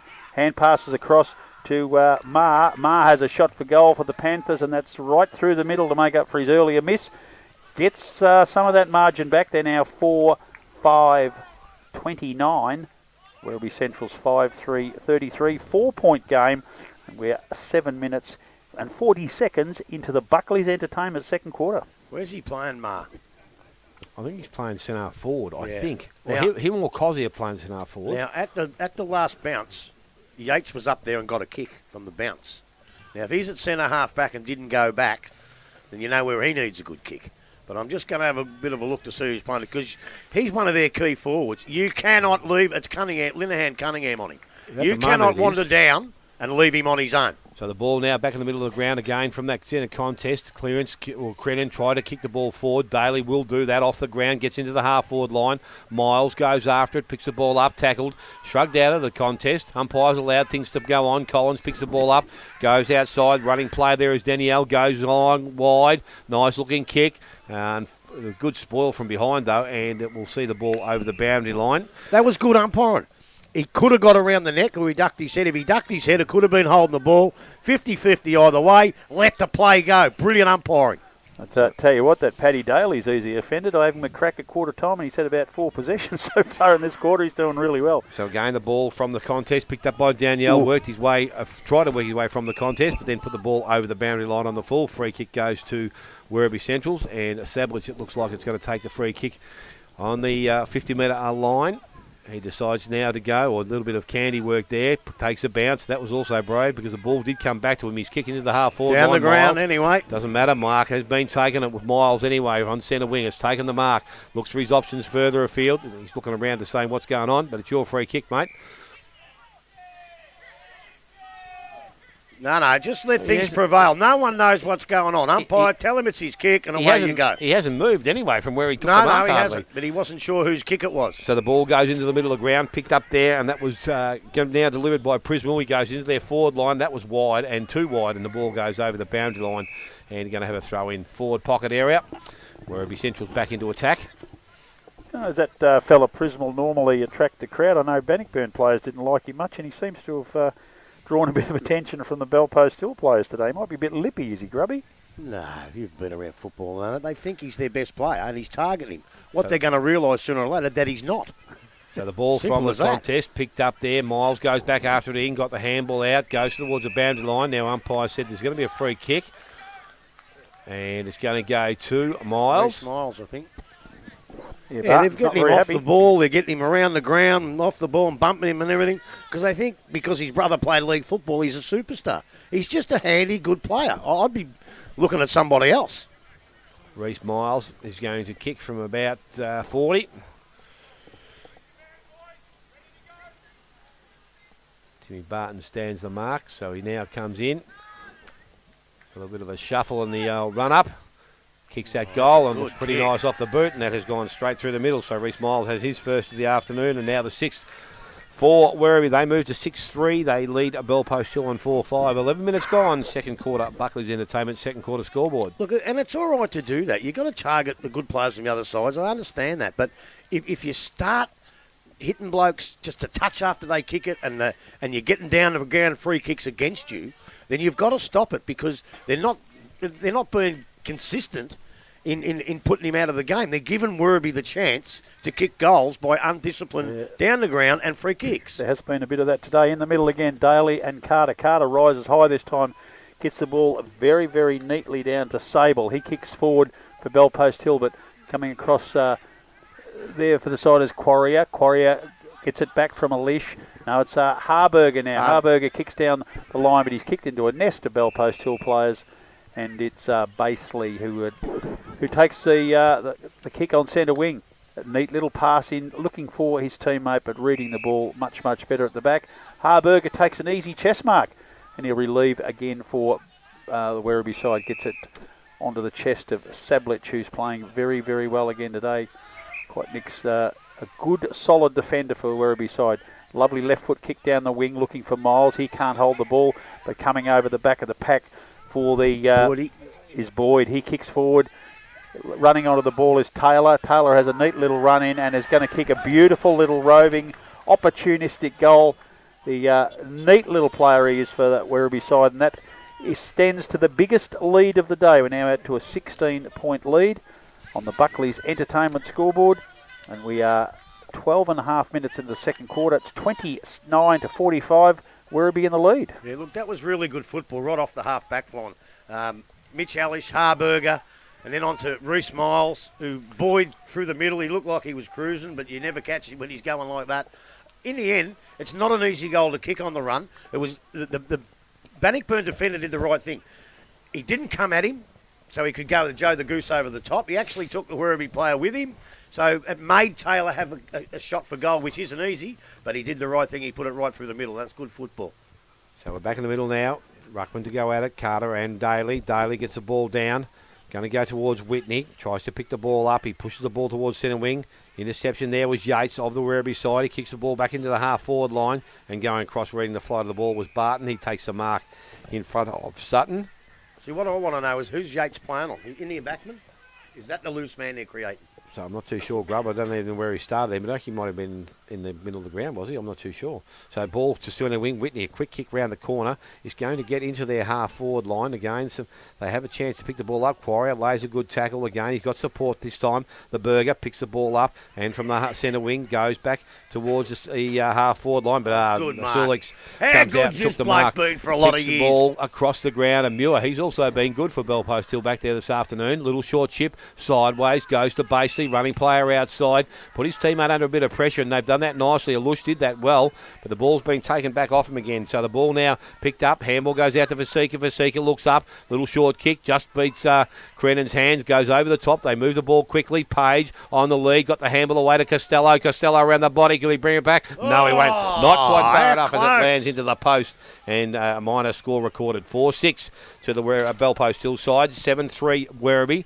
And they move the ball from that full-back position very quickly. Collins came out and met the ball, overran it, picked up by Miles. Little bit of time now and steadies and goes along the boundary line. Far side through Barton's hands. Out the back, picked up by Leonard. He goes into towards the forward pocket. Leading in the race with the ball was going to be Gray of Bellpost Hill.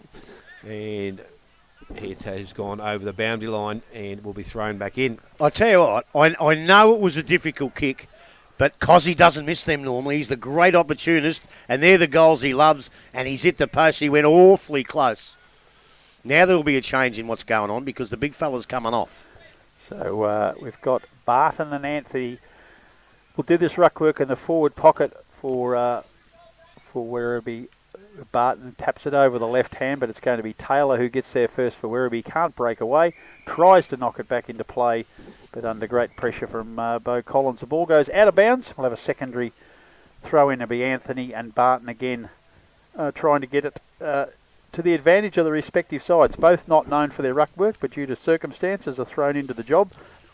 And they'll do the best they can, obviously. Anthony gets himself to the front, but Barton pushes him to the side, allows the ball out towards Bellpost Hill. Baisley tries to get away. He can't.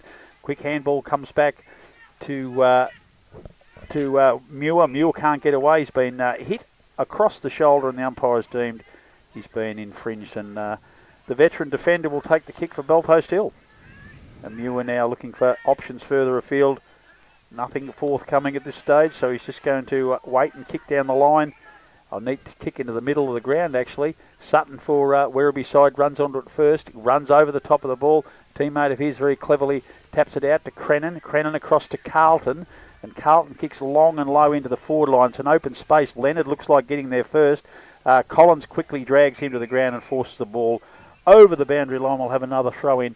Half forward flank for the Werribee side, about 20 or 30 metres round from their goal. He didn't kick it to a player, Carlton, but by crikey, he put it in a dangerous spot there for a minute, didn't he? Yeah, there was a lot that looked like getting there first. Collins did a really good defensive job to force the ball out. Throw in again. Carter's back on the ground, but Anthony actually wins the tap out, pushes it forward towards his side's advantage, but coming through with a clearing kick is West for Bellpost Hill, but out of bounds on the centre wing. We'll have yet another throw in. The umpires have been very, very busy this afternoon, either throwing it up or throwing it in, and they're certainly earning their keep. The game hasn't quite opened up yet, but we've still got quite clear blue skies, bits of sun coming through, so I think the quality will continue to rise. Carter does a very good job to ease his team, his opponent out of the way, I'd say. He pushed him. Muir comes through very quickly, hand past the crowd. It's Silix now for Bellpost Hillside, kicks it neatly into the centre of the ground, but coming through, doing a very, very good job for his side. Wilkinson hand passes to a teammate, releases him. The umpire has free kick to Alush. Free kick. Yeah. It's coming back to... Actually, it didn't affect them because the bloke who got the ball got caught anyway, so... So Alush kicks long down to the forward line. It's Wilson jumping over the back of the pack. The umpire deemed that his attempt was a little bit unrealistic. You got a handle. Tim Barton from Bellpost Hill will take the resultant free kick. Veteran defender kicks long and low out into the wing, looking for his teammate. Can't get it. Cannon picks up the crumb, gets around an evading tackler, comes forward there. Wilson can't control on the ball on the forward line. Coming out again is Taylor. Back to Wilson, but Barton intercepts. Quickly throws the ball onto the boot, but it goes further down, and it's Bald who has taken a mark for the Werribee side right on the 50-metre arc. He's on a very tight angle, though. The on-ballers for Bellpost Hill got down, but they went down too far. They should have stayed back and formed a bit of a wall in case that kick came out, which it did. So Bald kicks long, and it's going to land at the top of the 10-metre square. Barton out in front for Bellpost Hill. Can't control the mark. The ball bobbles out, and it's Bo Collins who gets a hand pass. Kicks down the line now. Bald pushes his opponent out. That's in the back. That's the ruckman Carter, but the umpire deemed that's okay. So Marr comes through, tries to bounce the ball. He's keep bobbling away there. He's made a few errors. The umpire Oh, esteems no! I'm not quite sure what happened there, but Now that's advantage. play on. Yates has got the advantage. Kicks down to Anthony. He can't hold the ball. Miles runs onto the ball. Holding Can't the control ball. it. The umpire's deemed that he disposed of it incorrectly, and Barton is going to take a free kick. Kicks the ball to centre half back, and Bo Collins, who's had a busy little game, takes the mark. Quickly onto a teammate, kicks down the line, looking for and finding Miller. Miller kicks into the forward line. Coming out is Page. Page can't control the ball. It's Werribee's defence mop up very neatly. Kick it down the line, and Crennan. Oh, no, the umpire paid a mark, then said play on. Crennan butted up quickly, got the ball back. It's kicked it down to his teammate Page. The big left footer wheels around. De Leon grabs it. He's quickly dragged to the ground, and I think we're going to have another ball up. Centre wing, far side of the ground. Werribee Central 7-3-45, Bell Post till 4-6:30. That's on the Buckley's Entertainment scoreboard. It's 20 minutes into the second quarter. Well, there's one old adage that's gone out the window. The umpire never changes his decision. Yeah. Well, he just did. He just did that. He just did. So the umpire has thrown the ball up. This time it's Carter, taps it over the back. Again, Belpo still win possession. They kick the ball back towards their half-forward line. And again, they had an opportunity to pick the ball up in the half-back line, Hamburger, but he couldn't do it cleanly. Ends up in the hands of Hamburger. What did I say? Hamburger, didn't I say? You did a bit of each then. I said Hamburger. Hamburger. What is it? That's what you said. Oh, I did say Hamburger. Anyway, it doesn't matter. He knows what I'm talking about. Anyway, they bring the ball to the half-forward line. Miles there. Couldn't take the mark. Muir tried to win possession of it, but Miles was able to get away with the ball this time. Looks up. Goes into their forward line. Low and flat. Ball interception there by Barton. Did nicely. Picked up. The handball comes out. Goes towards Flacavento. Runs towards the boundary line. Didn't pick the ball up. Then took a Werribee player. Ended up in the hands there, and the ball is going to be kicked by Pettit. Back towards the hot spot. Going back is Collins. Working hard. Can't pick the ball up cleanly. The ball kicked off the ground, goes back towards the goal square. Again, dangerous area. They need to force it through. Will they? They haven't yet, but they have now. And it is through for a minor score, surely. Yes, it is, and it will be recorded. It's a point, but I tell you what, kick it off the ground down here, pick the ball up in the goal square, son. Flacavento quickly goes straight up the middle of the ground, goes to Sulik. He's got a little bit of space now, takes his time, looks for some option, goes out wide. Harmer's going to be out that player, and on centre wing he takes a mark. He slows it down. He's got a player wide, player short, but he's still not too sure where he goes, so he goes sideways. Not too sure that's the place to go, but they win possession or keep possession. Now they deliver the ball into the half-forward line. Sablich, I was going to say. He goes across. He doesn't take the mark. Put himself under a bit of pressure. Now it's going to be kicked off the ground. Whitney puts the ball back towards the forward pocket. Again, clean hands. He ends up in the hands of Crennan. He goes with the long kick out towards centre wing. Taylor is taken under the ball. Out the back, goes towards Sulik. With him is Quarrier, and he forces the ball over the boundary line, so we'll have a throw-in to take place on centre wing, far side of the ground. This is a really tight contest indeed. It's 16 points on the scoreboard, but it doesn't appear like that watching the game. It's a really, really tight battle. Daly's just fresh back onto the ground after a bit of a rest there. It's Brock Carter that wins the ball down for Belpost Hill, straight to his teammate there in Page. He can't break away from the pack, and we'll have a secondary ball up right underneath the scoreboard. That's a bit of a win for Werribee. With the time that Daly was off, Belpost still didn't score a goal, I don't think, so that's a win. Daly, beautiful tap straight to Taylor. Taylor kicks down the line. Pettit can't quite control the mark. Running on for the ball is Leonard. Leonard kicks into the square for Werribee, but it's forced through for one behind by Belpost Hill defender in grey, and they've now got the ball back. Once again, there's not many players in the 50. They're all hanging back around the centre looking for that long kick. Both sides seem to be playing that tactic. Kick down the line. Baseley comes out and very cleverly removes his opponent and takes a chest mark. Centre wing here, right in front of us. Baseley, a very experienced and talented player. Neat kick down the line. Bald is underneath it for the Werribee side, but it's tapped away from him by Jack Yates. Captain of the Belpost Hill side will have another boundary throw in. On the pavilion side of the ground. Not many people here watching this game, only direct officials of the clubs. As we said before, Daly does a very nice little tap, but running onto the ball is Harmer for Belpost Hill. Kicks the ball forward. The defence of Bannockburn of Werribee are working really hard. Linehan Cunningham can't quite control the ball. Cleverly picking up the ball is Dylan Whitney. and he has missed with a neat little snap at goal. 1 point takes him to 4-7-31. Werribee Central 7-5-47. We're just on 24 minutes into the second quarter. It's the Buckley's Entertainment, of course, second quarter. So Lush doing the quicking in from the fullback position. Brown makes a little bit of ground, but I don't think he's quite ready to bring the ball back in yet. So the cluster from that middle of the ground. And the players all coming to this side. So they kick it there. The numbers are Yates and also Lynn Cunningham both went up. Mark was not taken, so it's picked up. They try to clear the ball out. Ends up in the hands there of Credden. He takes a couple of bounces, looks up now, delivers the ball back towards the centre forward position, but Sulik's going back, takes an easy mark. Sulik's now looks to ring the ball wide. A little bit unsure, so he chips straight up the middle. That is okay. Mark is taken out there, this time by Staggard. So he's got an option straight down the middle again. It's Barton into some space by himself. Can turn and go if he wants to. Decides to now and goes long into the forward line. Costello is the target. Positions himself nicely. Linehan Cunningham did nicely. He was tackled after he took the ball. And again, they work it to ground. Umpire will now come in and take possession. And we'll have a ball up at about centre half forward position. Bellpost Hill attacking into the ground. Ruckman go at it. Again, ball is tapped out of the contest. Miles got the handball away and it was nice work. Goes out wide. The mark is taken out there by Taylor. Defensive side of centre wing he plays on now. Takes a bounce. Took one. Now he's taken a second. The ball didn't come back, but he wins possession. He's not run too quick to be able to stay on his feet then, but the kick goes into the forward line. Balled. Dives for the ball. Can't mark it, and it runs back over the boundary line. So a throw-in to take place. One of those uncomfortable moments when the top half of the body's going faster than the legs. And he just lost his balance. But did a very good job to force the ball forward. The Werribee side has just got a little bit more polish at the moment. They've got a 16-point lead. Got it in their forward line.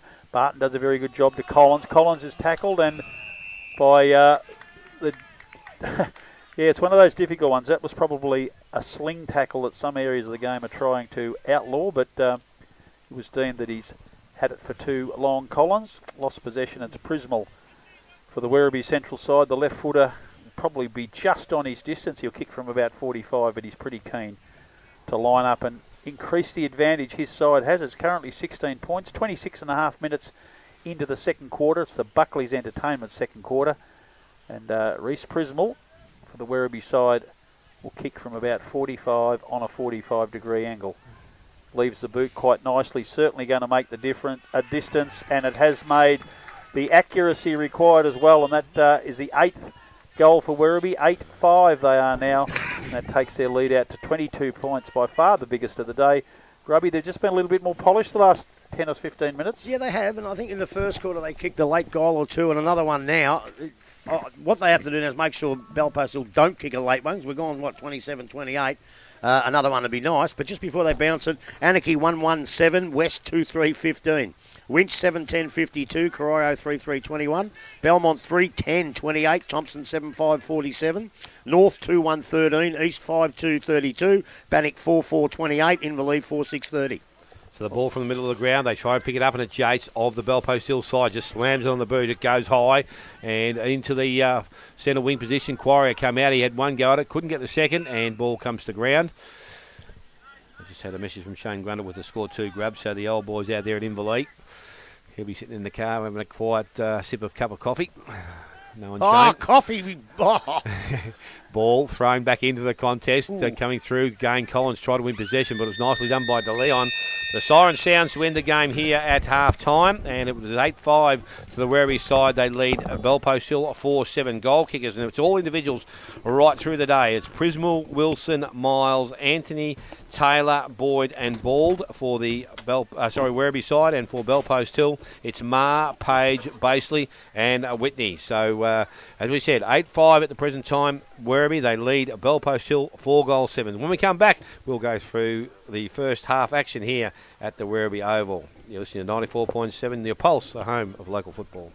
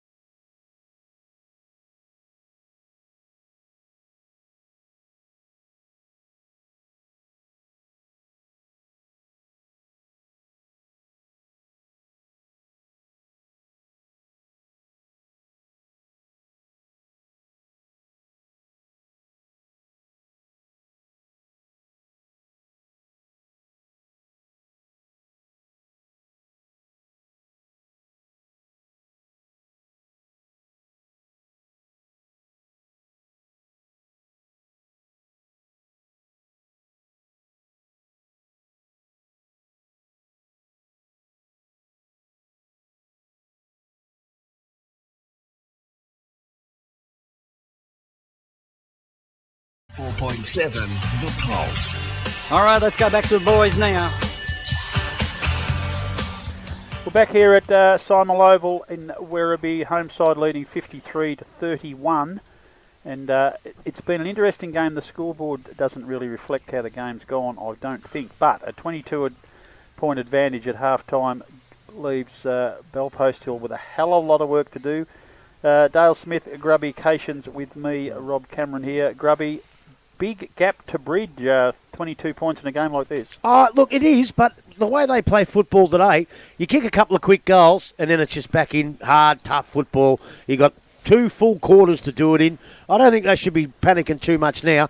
Look, you know, I don't think Werribee Centrals are playing their best footy, and I think they can run away with it. But we remember back to how Bannockburn got beat by Belpost Hill. They dealt with Belpost Hill really easily, and if they can produce that football, then they'll be in front of three-quarter time. So, look, it's a very interesting game.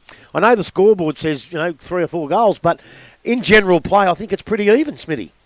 Yeah, it hasn't been too much, Grub. There's just been that late part of both quarters, I think, that we've been able to kick a couple of goals and got the distance inside. But I'm just interested to see whether Timmy Barton now, I don't know whether his value is to this side playing at centre half back. He's definitely, for me, the bloke that's got to go forward in this quarter if they're going to get themselves back into the game. So let's hope Belpost will make that change firstly to give themselves another tall option down forward.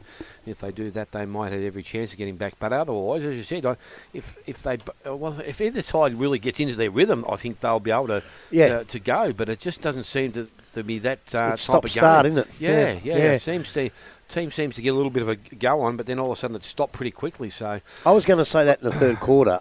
The Werribee tall forwards aren't doing much. Anthony's kicked 1 goal from a free kick. Baldy's still trying to get back into it. Sutton hasn't played footy for a long time.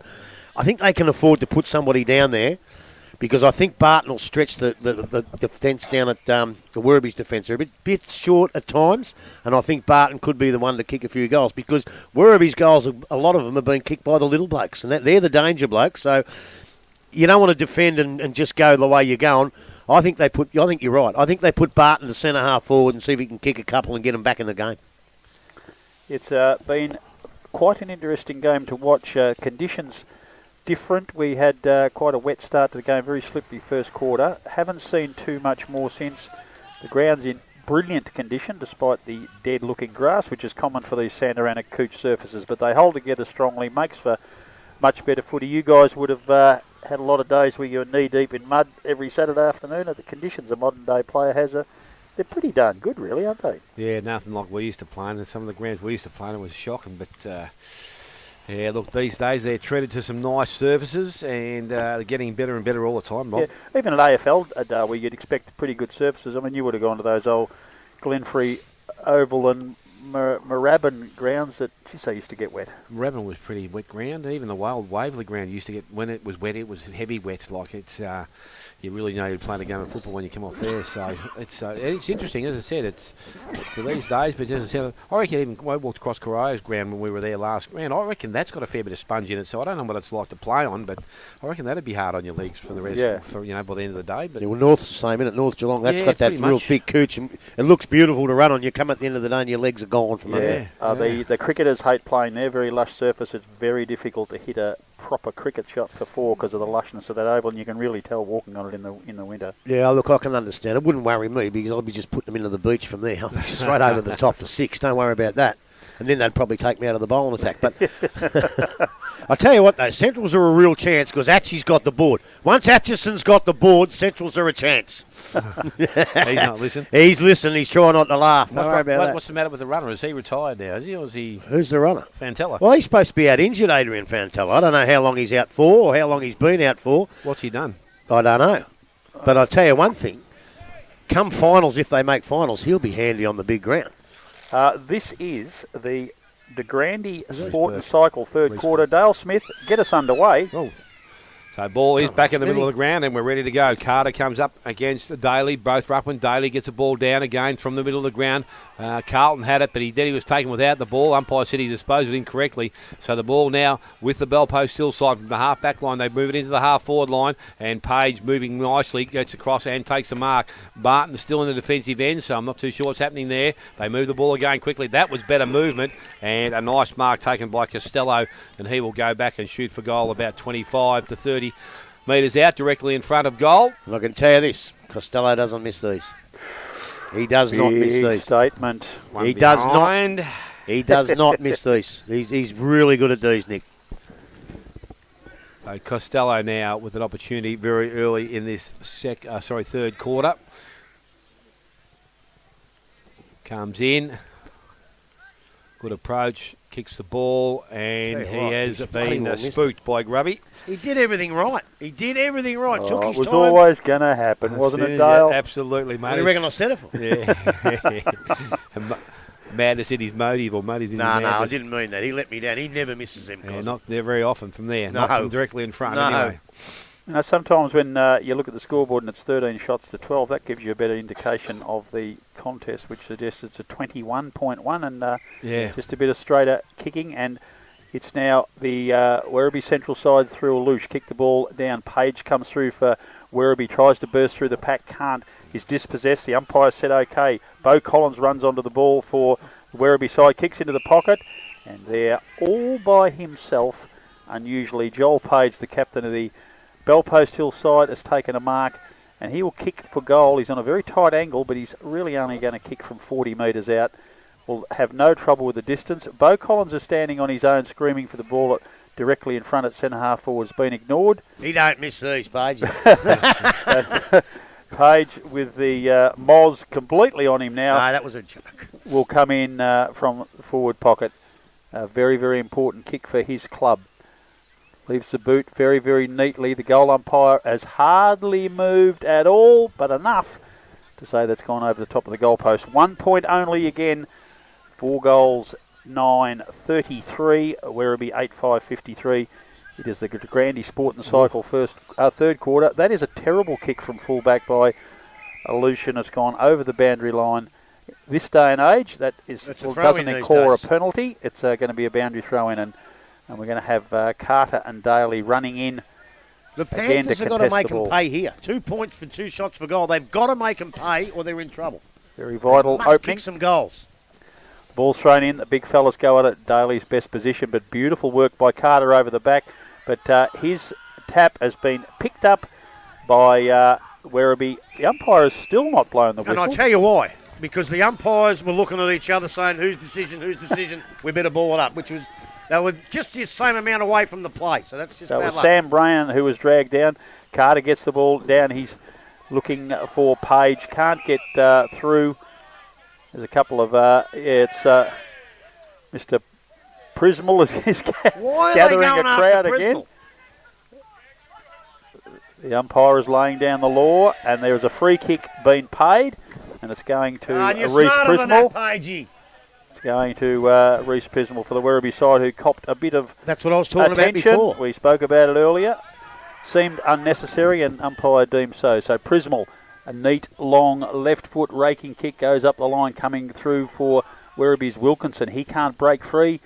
Tackling him for Bellpost Hill is Sable, and the ball will be balled up again. Right on set, there's still a bit of feeling.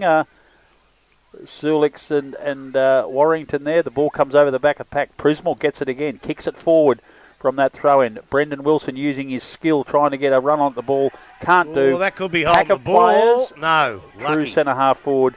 The umpire comes in and says there'll be another ball. I've had quite a few of these today. The tackling's been fierce and strong, and plenty of it. You know what?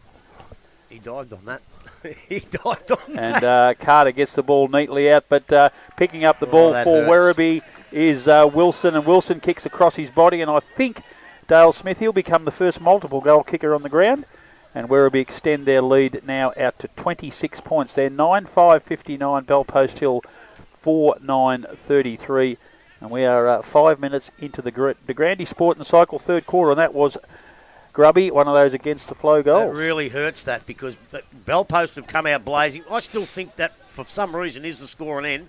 They've come out blazing. They've had 2 shots for goal. They've had 5 inside 50s. They've had all the play. Werribee Central's get it up there once and managed to sneak a goal out of it, and that really hurts you. They really should have kicked those goals and brought it right back to nearly even. So back in the middle again. Ruckman both go at it again. This time ball tapped down. Carter gets the ball down again, running onto the ball. The handball comes over the top, and it's with Stagger that goes into the forward line. Mark not taken down there, and it's going to be kicked off the ground there. It's going to be picked up by Sablage. Sablage goes out wide to Quarrier. Quarrier tried to feed the ball wider. Prismal put his head over the ball. He tried to play for a free kick there, Prismal. He's still down, Grub, so he might have copped one, but umpire's going to come in and now ball it up. There's no way umpire Jim Marinas could have seen that from the position he was in. He did get a little high one, but he accentuated it a little bit, but I don't think there was much in that. So Ruckman again just letting the umpire know who's going at it. It's not too hard because they're standing right under his feet. Picked up there. Carlton got the handball away. Collins on the left boot. Tried to bring it back into the forward pocket. Coming through the other way. And the ball's gone back over. It was a loosh. And the ball will be thrown back in about 20 around from the behind post. Jeez, he's quick to blow that. So Boyd now to be thrown back in by the boundary umpire. Again, the Ruckman go at it. Ball from Carter comes right to Yates. Yates tried to get the handball out. Picked up there. Harmer goes in the hands of Danielle, who brings the ball back towards the goals, but it won't come back far enough. That's out in the full. That is out in the full. Umpire says no. Grubby. Yes, no. I think it might have been. But that was out on the full by 15 metres. So it's behind to the Bell Post still side. They now move to 4-10. And Werribee on 9-5. Nearly 7 minutes gone. Alush doing the kicking in once again. Brown a little half lead to the pocket. That won't even be looked at. As they've done, they usually go straight down the middle and pretty close. That's what they're doing again now. So the ball goes into the middle of the square, but the mark has been taken out there by Danielle, and he will now look to bring the ball back into their forward line. Looks for a player in the forward line, but it was, yes, basically it was. It interfered with Sablage, and Sablage, recipient of the free kick. He goes out wide, goes quickly. Taylor goes back, fly to the ball, takes the mark, and it was a good mark. Gee, Yanni just held on to that. Got the handball back into Sablage, who's followed up. Tried to get around the oncoming player. Lost possession of the ball. Then he was taken high. Has to be a free kick. That's a hard one. That's hurt him, I think. And he will be the now, recipient. That's a little bit like Anthony's here a couple of weeks ago. Right, the umpire says it's okay. It's just a free kick. Fair enough. So Sablage to his feet, which is good. And he now has the ball and delivers the ball across the ground. Dangerous kick, but it's okay. Quarrier takes the mark. Inside the centre square, just still defensive side. Plays on now and is looking to get the ball out towards the half forward or the centre wing position. Wilkinson's there, can't take possession of the ball. Bell Post still win possession of it, goes back to Costello. That's a free kick. Yep, Quarrier has said that got in the back of Costello, so Nick Costello, recipient of the free kick. He goes along the boundary line, Page leads up, takes the mark. Page plays on quickly and he goes towards his full forward position or centre half forward position. Marcus not taken out there. Alush picked the ball up and he put it back into the middle of the ground.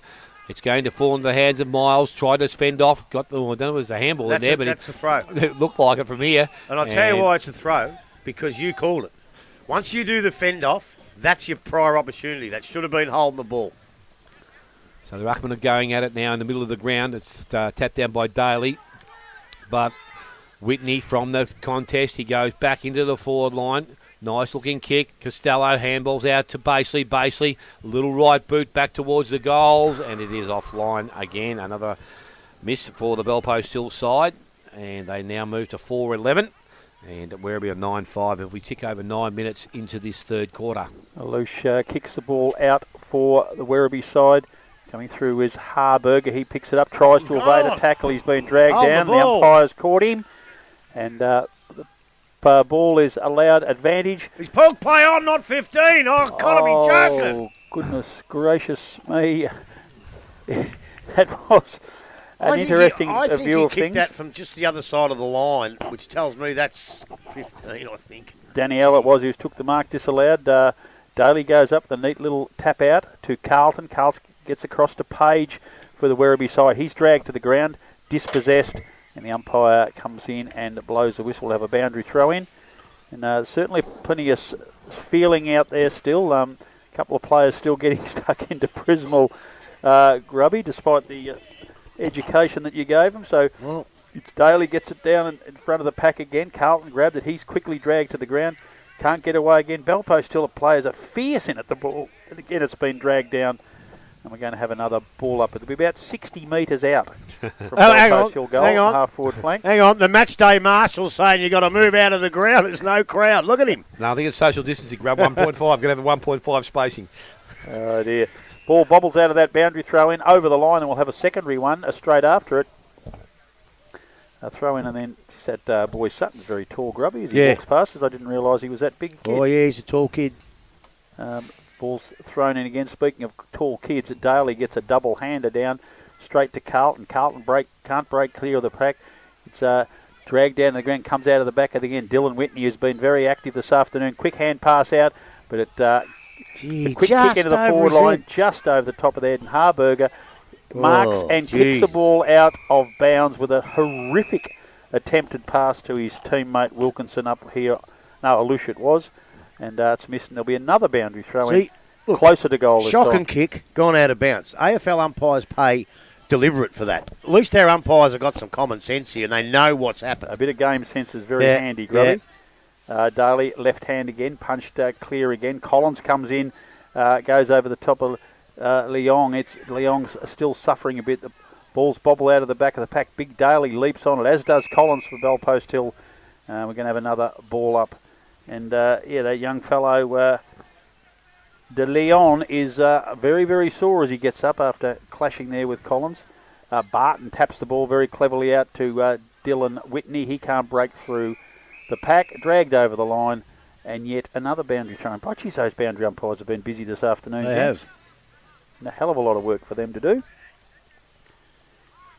So Barton is now having a run in the ruck to let Brock Carter have a spell. Daly again, front down towards Carlton. He's dragged to the ground very, very quickly. Teammates calling for a head-high tackle. Belpost Hill calling for holding the ball. Neither's going to happen. Well, he probably got him a bit high, but again, umpire can't see that from where he is. Good decision. I've done very well. You're not allowed to guess. Daly again. Collins grabs hold of the ball. He can't get away. He's got a massive tackle. Ball up, tackle, ball up, tackle, ball up for a period of time here. We can't break clear. Both sides fierce in the contest, and it's making it a reasonably good spectacle. Barton that time pushes Daly out of the way, wins the tap, puts it into a path of Collins. Collins drops it into the forward line, and using his body very cleverly, the umpire has deemed that to be a mark. Yes, he's now called play on. A quick little banana kick from, I think it's Costello in the forward pocket, and that is a goal, a much-needed goal to the Belpost Hill side. They're fifth for the afternoon, and pretty good effort of looking the body. I thought the umpire was running over there to pay push in the back. Well, that's exactly against what he should have been doing. Because he did really work his man under the ball. He didn't work his way. He didn't use his body. He used two hands in the middle of the back. But that's what they allow him to do these days. There's nothing wrong with the umpiring because that's what they allow him to do. I watch AFL football. I don't anymore, but when I did, all this, the commentators say, "I used his body well." They all use their bloody hands. We were taught to use our body, but now they're allowed to. So that's fair enough. He certainly got away, but it was a very important goal. It's the margin back to 18 points on the Buckley's Entertainment scoreboard. And Daly and Warrington again in the middle. Daly over the top. Crennan runs onto the nice little tap, but he's quickly dragged to the ground. And we'll have yet another ball up in the middle of the ground. It's starting to be less than an ideal spectacle. We'd like to see a bit of flow on footy, but it's just not coming. Warrington this time drops the ball at his feet. Dylan Whitney kicks the ball forward very quickly, but no, coming out to mark the ball for the Belpost Hill defence there. Coming onto it now is Caleb Baseley. He kicks the ball 20 metres backwards and finds Dylan Whitney. So Belpost Hill trying to get an attack started. Whitney kicks down the line over the top of Barton, and Harburger's head will continue on. And Nick Smith, the coach of the Werribee side, picks up the ball on the boundary line, hands it to the boundary umpire, and yet another throw in, this time slightly Werribee side of centre. Belpost Hill side of centre, I should say. So the ball thrown back in. This time Barton, he's able to get the tap away. Flacavento, no it wasn't. It was, who was it? Mitch Miller, that was trying to kick the ball but couldn't do so. Umpire will come back in as Yates will hand the ball back to the umpire. We always talk about Belpost little kick to position and kick. They haven't done that today. No. Smitty? No. So the ball is tapped out, so it goes towards the boundary line. DeLeon runs onto the ball, can't pick it up cleanly. Handball comes out the back to Page. Page gets around one, looking to some options. Hasn't got too many, so he decides to give a long handball along the line. Collins will lead in the race for the ball, but it's gone back over and we'll have another throw in to take place. Young DeLeon, he's learning the game, right? He's got to work out that the footy's there, get it and kick it. Don't dive out for a free kick. Because these umpires umpiring too well. They're not going to fall for that stuff. So ball thrown back in by the umpire again. This time Barton, once again, the left hand taps it back into their forward line. Coming the other way, and it's cleaned up there by Wilkinson. Puts boot to ball, but it's a little bit too wide and got out of bounds on the full. Free kick going to Sulik. So Attila Sulik's now. He's going to give it to Whitney. He's just come off for a spell. I don't think he can do that. So, well, if he does, it's out of bounds. So Sulik's now steps back inside the field of play. A little bit of ground taken. Kicks in short to Barton. Good hands. And I'll tell you what, Timmy Barton's in range here. He can go back and kick for goal. Well, we tipped this, Smitty. We tipped this. It's only been a matter of time. And the thing is, with around the ground, especially the boundary throw-ins, even though he gives away a lot of height to young Daly, his strength and experience, he's been actually beating him in the boundary throw-ins. And when the ball goes into the middle, he doesn't go in because he knows he hasn't got the height. Yeah, and he can't jump, Timmy. Exactly. But around the ground, the boundary throw-ins, he's been terrific this quarter. So again, he's going to kick from just outside 50. Distance shouldn't trouble him. Loads up. It's a shocking kick off the boot. And it's a wobbler through for a minor score. So he had hit it nicely. It might have been easy meat, but it wasn't. So it's now 5-12 for the Bellpost Hill side. Trailing Werribee on 9 goals 5. And we have gone 16 and a half minutes, third quarter, the Granny Cycling Sports third quarter scoreboard. It's Sablich for the Werribee side. Beautiful long left foot kick out towards the wing. Anthony can't take the mark over the back of the pack. Reece Miles grabs, tries to hand pass out into the open. Coming through for the Bellpost Hill side and dragged to the ground was Staggard. The ball wobbles forward Werribee's way, but coming through with a neat little... Oh, got him by the legs. Down. He may be... Got him by the legs, umpire! He's penalised him for incorrect disposal. He's got him by the legs. It's a free kick the other way. Will take the ball, kick it in the middle of the ground. Ball tries to go up one-handed, can't take the mark. Coming through the back of the pack there is Yates for Bellpost Hill. Hand passes to a teammate who's immediately tackled.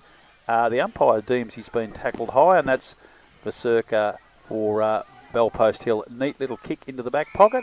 Finds a teammate. He kicks down the line looking for, but over the top of the head of Muir. Ball gets out to the boundary line. Muir tries to double back. Coming through is Prismal. Prismal hand pass in the middle of the ground. Ball comes out to Miles. Miles throws it to his teammate. Literally threw it. DeLeon runs onto the ball, kicks into the forward pocket. Over the head of a teammate. The skills have dropped back a bit. Brendan Wilson very cleverly keeps his opponent at bay, picks up the ball, but he's immediately tackled. Ball's not going anywhere. Wobbles out the back again. Werribee desperately trying to get an opportunity. Sulix is dragged to the ground by Taylor. He did take a couple of steps. The free was there. The umpire has called it, and young Taylor for Werribee, who's had a ripper game this afternoon, played really, really well, the young fella. Blake Taylor, he's going to have a shot for goal, and kicked his second goal. The first multiple goal kicker on the ground is now lining up for third, so he's going into very rare air in this tight game. They lead 59-47 already, and Blake Taylor from the forward pocket runs in, leaves the boot. He's not a happy man. Missed 9-6-60 to 5-12-42. Nearly 19 minutes into the Grandy Sport and Cycle third quarter. So now they're playing the cluster themselves, Bellpost Hill. From full back, I think it's Flacker Bento who's going to be doing the kicking in. It will come clubroom side here at Werribee. He goes long towards centre wing. Ball gets out the back. Numbers are with the Werribee side. Able to pick the ball up. Ends up in the hands of Boyd. Boyd goes across the ground. Has a player out there by himself in plenty of space. I'm not too sure what he went after the ball. He lost at the sun. Harburger, he tried to pick it up. He was pushed off the ball. Good smother there, though.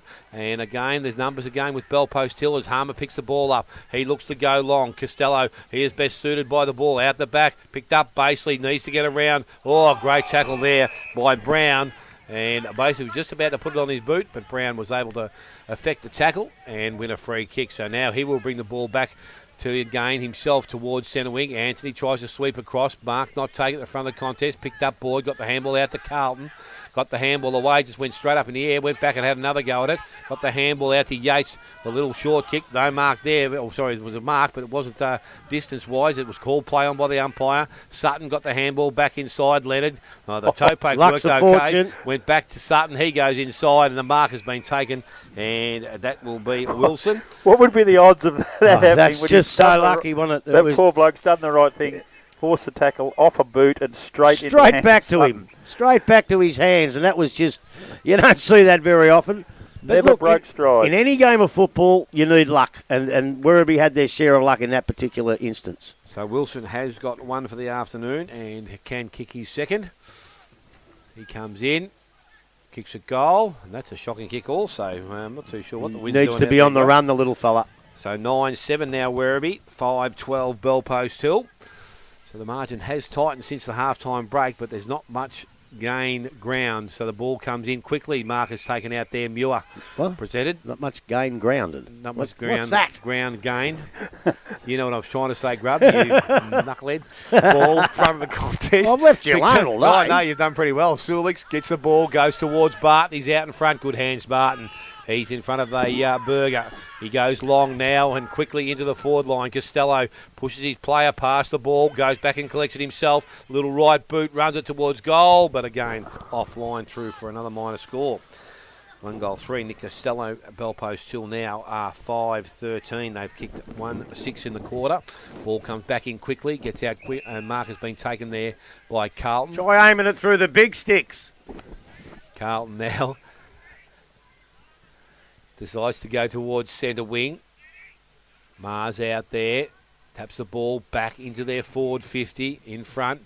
Picked up out there by Staggard. Got the handball over the top. Not the right option. Well read by Crennan, and he sees the ball over the boundary line, so we'll have a throw in to take place.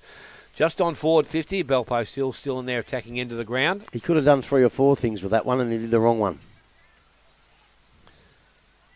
So both the Brock Carter and also Pat Daly back in doing the ruck work, so both position the ball, capped down to the front of the contest, trying to force his way through for Bell Post Hill. The ball runs back towards Crennan, who picks the ball up on the left boot. Oh, he's put that into the car park. He is pretty close too, and it's going to be a free kick to Bell Post Hill, and Marr will be the recipient. He's almost put into that school that I got straight A's at in year 11, Smithy. Barton leads up again, didn't take the mark. Under pressure, got the handball away. He did that nicely. Now it's worked forward even further by Flaccavento, I think it was, and the ball's gone over the boundary line, and we're going to have another throw-in to take place in the forward pocket for Bell Post Hill. So we've gone 22. I reckon they need to kick at least one more in this quarter to give themselves any chance. And they have the opportunity here from the ruck contest. Ball is thrown back in. Barton out the back, flips it out, goes to Whitney. Whitney feeds it back further. Collins and also Barton pick the ball up. They go back towards the goal square. Costello, good what hands. a great mark. Now, absolutely no hands in the back. Used his body perfectly. That's great footy. Oh, he's off. He was caught. The umpire, I think he might have been lucky there because the player on the mark in Brown was a wake up to him, and it was right on him. So. Again, yeah, but if he's called stand and the Werribee player moves, that's 50. Yeah, I don't know what he done either of that though, Grub. That's the thing. Yeah. So Costello this time plays on. He kicks around the body, and he has finally got his second on the board. And Bell Post still now moved to 6-13. They trail Werribee on 9-7. 24 minutes gone. Third quarter to Grandy Cycling Sports. Third quarter scoreboard. Look, it's probably an easy goal when you're allowed to play on, and the bloke on the mark can't move until he says stand. But the defence, and it should happen in AFL footy too. They kick too many goals. The other players, the Werribee Central's players, have got to run in and say to the umpire, "Where can I stand? Where can I stand?" And stand as close as he'll let you to even put some pressure on him. Yeah. Because once he runs around there, Werribee players are 18 metres away, and it's just an easy goal. So they've got to go and say, "Where can I stand up?" To put as much pressure on again. That should happen in AFL footy too. At least Nick Smith's reacted now. He's got Yates back on Barton. On Cozzy. No, on Barton. Oh, where's Barton? Has he gone to full forward? Centre-half forward still.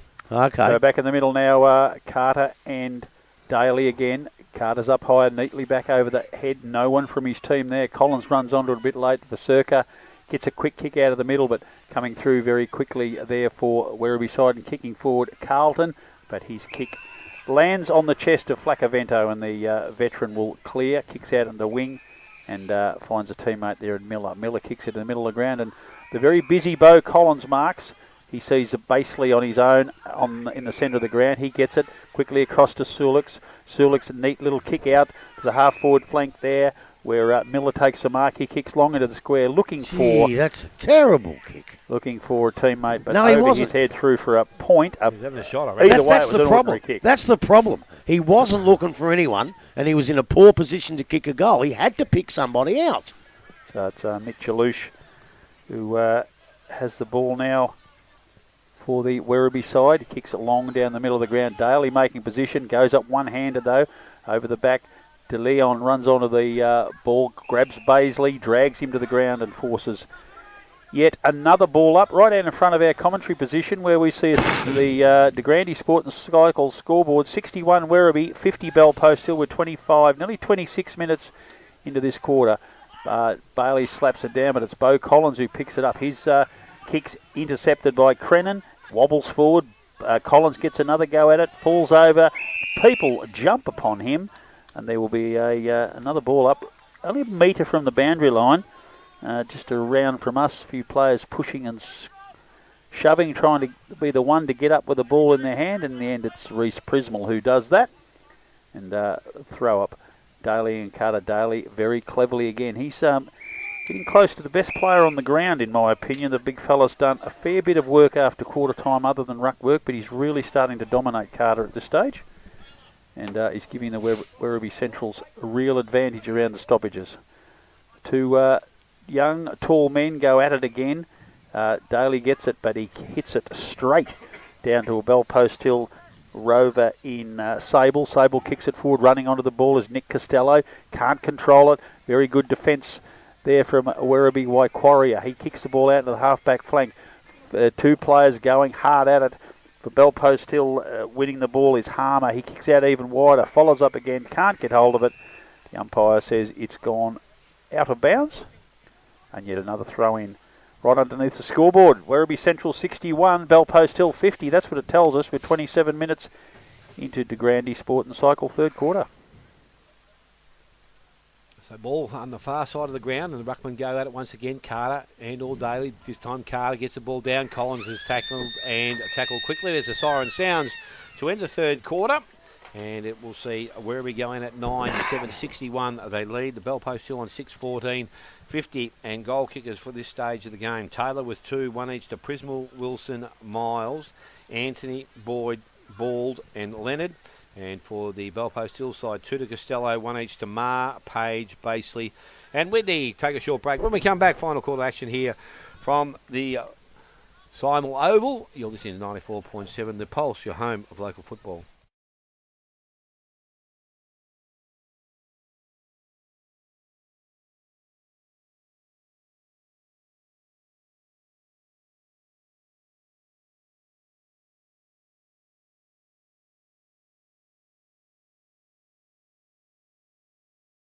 Seem to have the break back to the station at this stage. 61 to 50. A lot of points to Bell Post Hill. They kicked 6-14. I reckon they might have kicked something like 2-7 that quarter. Yeah, 2-8, I think. 2-8 for the quarter, which may prove costly because they certainly dominated general play. They've cut that lead back a little bit, but with the amount of play they had and opportunity that they had, they most definitely should have taken much more advantage than that.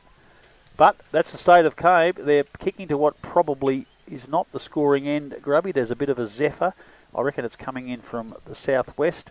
So I reckon it's about 45 degrees across the ground, but definitely heading. You can say it doesn't jump, Grub, we wouldn't know. No, I would. I would here. Oh, would you? Here I would. There, south, north, Yeah, well, it's east, west. Werribee are coming home to the northern end. They'll have a little zephyr behind them, and with an 11-point buffer, 16 scoring shots to 20. Well, there I've got that written down here. Quite interesting. Bell Post Hill, the evenness after of that it. quarter, should be in front. They really should be in front. There is a slight breeze down there. They played good enough football. I reckon they had 90, not 80 or 70, 90% of the play in that quarter. They didn't kick straight, and they've squandered what should have been at least a 2-goal lead going into the last quarter. I thought for Bell Post Hill, Baseley was good. Beau Collins has been good all day. Costello was dangerous in that quarter. Flacavento down back, got it out a few times. Muir was good early, not so good in that quarter.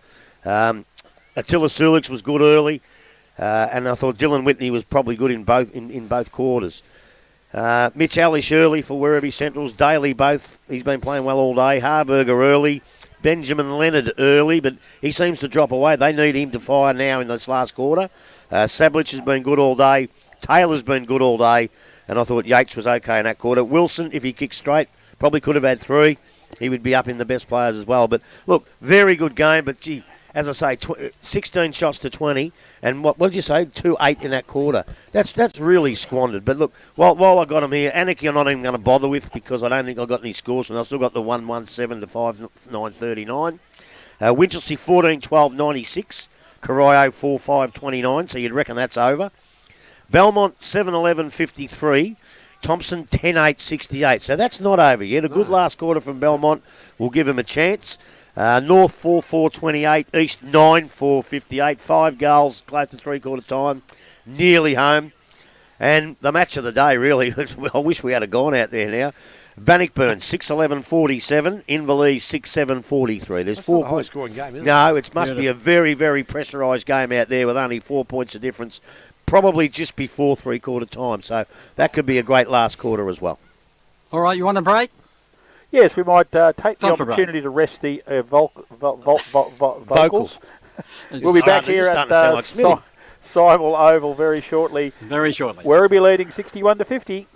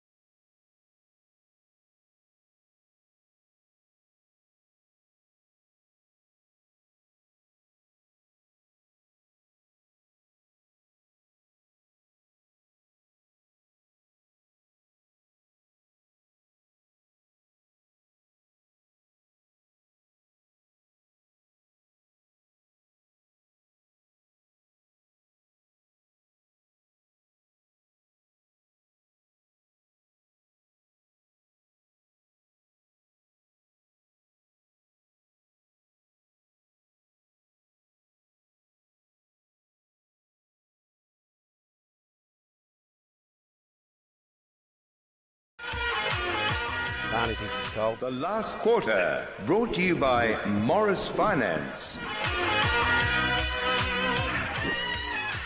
Yes. Morris Finance indeed are the major sponsor of the Geelong and District Footy League. They are supporting this last quarter, which will start Werribee 11 points in front. We're in the centre. Umpire holds the ball aloft. Dale Smith, get us underway. I think Jake Pettit might be gone for the day. Yeah, no, it's in the nice. ice. Yeah, ball back in the middle, as we said. Ball tapped out by Daly, picked up by Collins. Though Belpo still got the handle away. Daly back in there again. Put it back towards Carter of Belpo still. He's tackled, brought to ground. Umpire circles and now will come in and take possession. So from where we started this last quarter, we're going to have a ball up once again. Carter and Daly. So the ball is thrown up. And again, the ruckman go at it. Ball comes down out of the contest. Picked up there. Staggard went without the ball. Picked up there by Whitney. Just puts it on the boot. Goes towards the half-forward line. But again, Crennan gets across. Had support. Barton dives in over the top of the ball.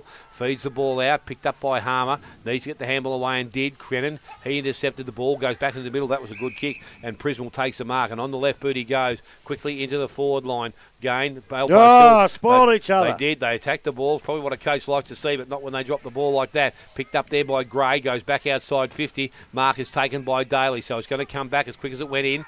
Into the hands of Carlton. Looks up. Good eyes, but unfortunately the kick is intercepted there by Sulix, and he read that nicely.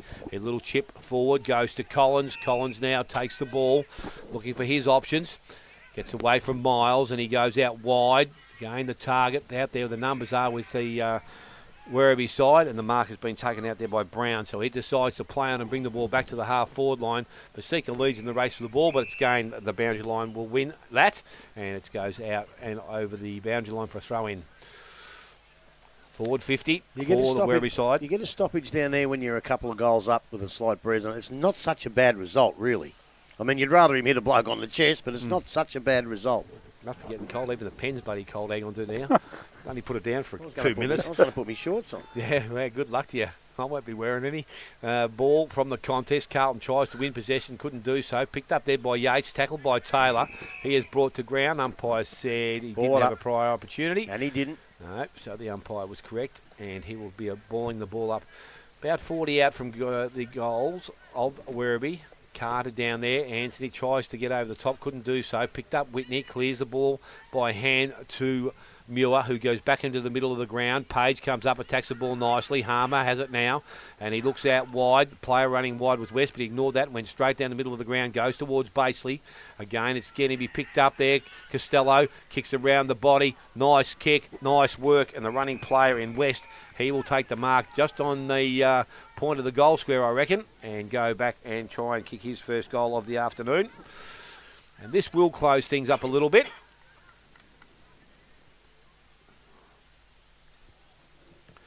When the good players of Belpost still get involved, that looks okay when they bring the ball down the ground. So he chips the ball. I tell you what, that's a shank. That hasn't even scored. But it hasn't even scored. I tell you what, and I was going to wait for the goal because I thought he'd kick it, but don't underestimate what Joel Page did there in the middle. He knew he couldn't mark it. He knew he didn't have time to grab it and handball it, so he sharked it with his body, bounced it off his chest, straight to the bloke coming towards him. That's experience. Linehan Cunningham, the recipient of the free kick, and he brings the ball back out wide. Ball's in front, good hands, takes the mark. So Ball now with the ball. Has his options down the ground. Hasn't used Sutton as yet, but he'd probably go in that direction. No, he decides to go towards Miles. Miles slips across, and again, good hands, takes the mark. Blocked him out, Taylor. So Miles now swings and goes back in towards centre forward. Over the back of Flacavento. Goes towards Anthony, and it gets further afield. Picked up there. Flacavento went back and collected it. Got the handball away. Staggard from that back flank. Goes long down the middle of the ground. Bad kick. Again, it was. Hamburger picks the ball up. Sorry, Harburger, I should say that. I should say the burger. That's better.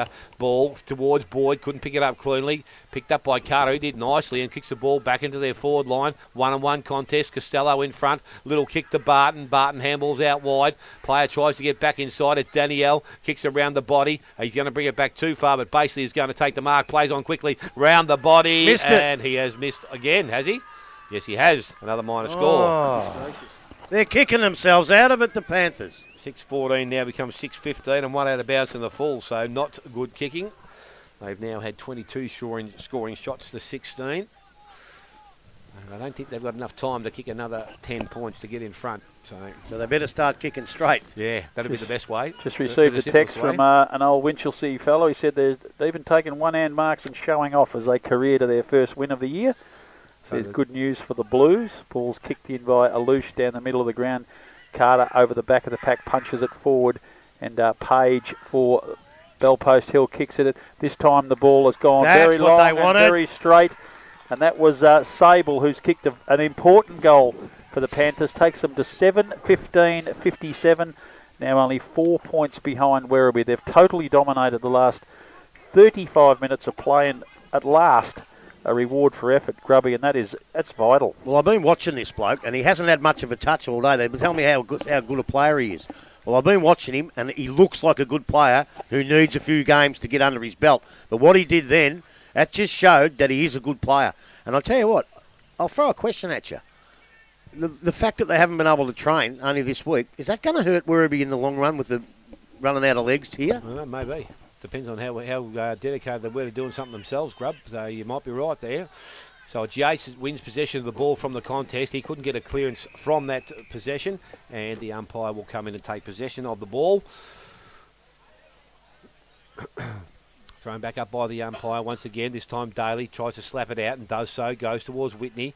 Tackled quickly by Carlton. Again, no prior opportunity there. Umpire again comes in and will take possession of the ball. I tell you what, with the holding the ball decisions today, the umpires have been very, very good.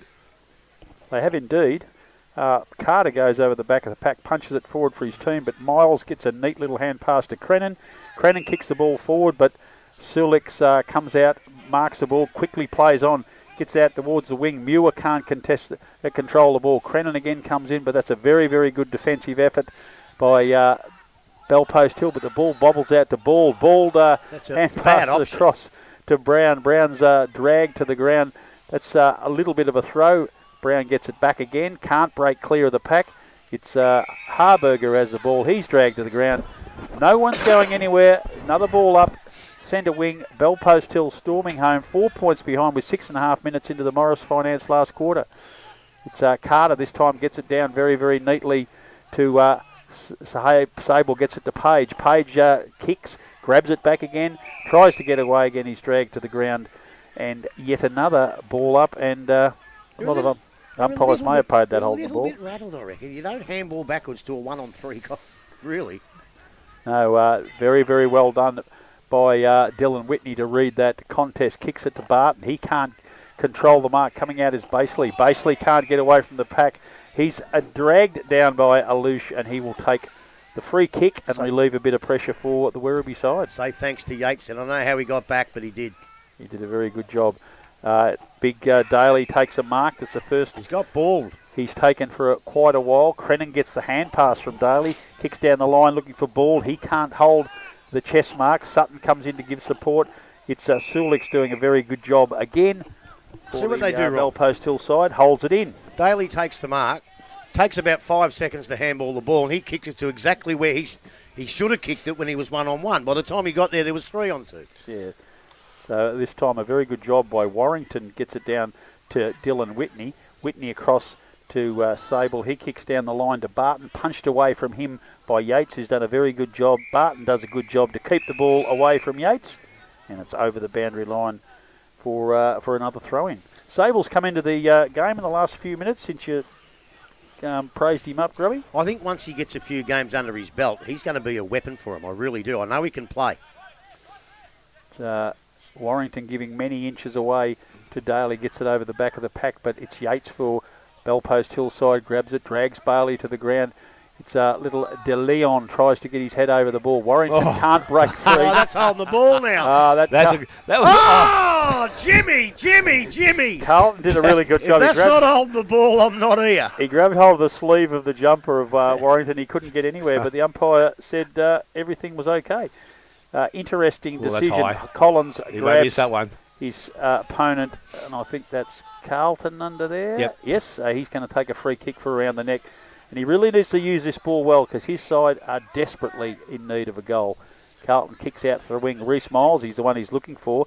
Coming over the back is Sablich. He can't control the ball. Oh, mate, you can't let him go like that. Very, very, very well done by Harmer. Harmer kicks down the line, but coming through. And Harburger takes a mark, and he's played very well today. That was a terrible kick that Barton's got a bit of a hold on. Kicked it off the ground to the advantage of his team, but the ball comes back. Yates and De Leon working their way through it. De Leon gets it, kicks down the centre of the ground, looking for Sutton and That's finding a good mark.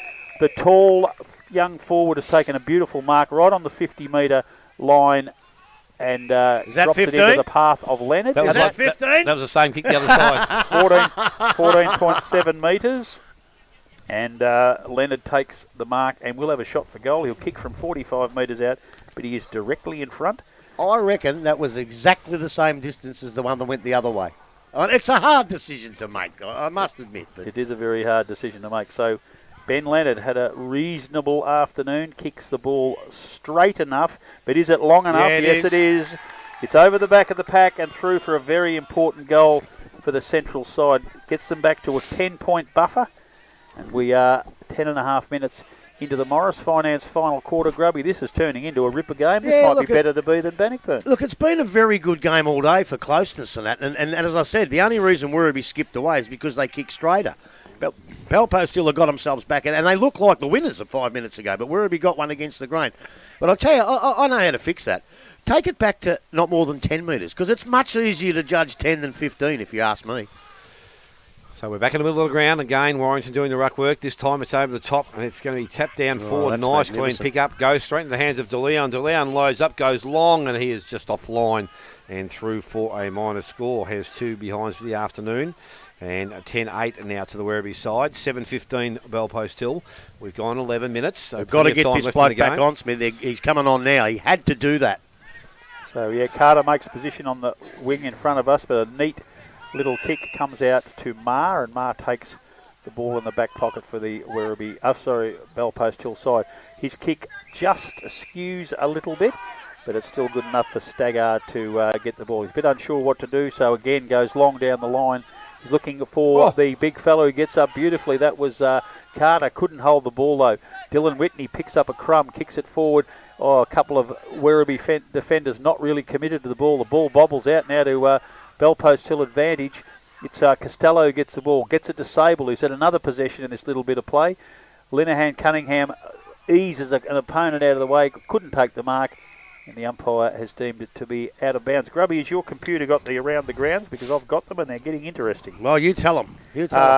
Belmont Lions are 56. They've kicked 7-14. Thompson are 10-8. Winchelsea are now 11 goals in front of Corio.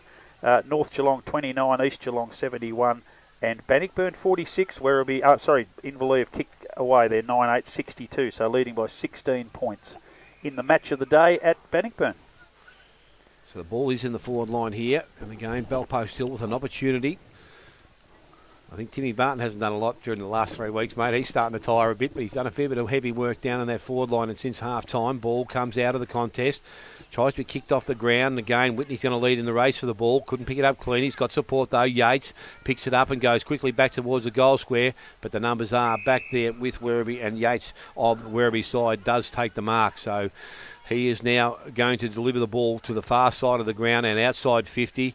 Players go across. Mark is not taken. Picked up by Gray. Got the handball away. And again, at ground level, the ball is picked up. And it's Leonard. Got the handball away to Crennan. Crennan been active all day. Goes to Taylor. Taylor around the body now. His kick was smothered as he left the boot. Leading the race for the ball. Picked up by Sulich. Got in and out of trouble. Went to Yates and found him. And the little short kick was okay. Yates now looks to deliver the ball inside 50. This is the important kick. Basely in front. Mark not taken. Out the back, Costello gives it to Vasika. Vasika puts boot to ball. It won't bend far enough. And through for a minor score. So 7-16 now to the Bellpost Hill side. And 10-8 to the Werribee side. And we have gone just on 14 minutes. Final quarter.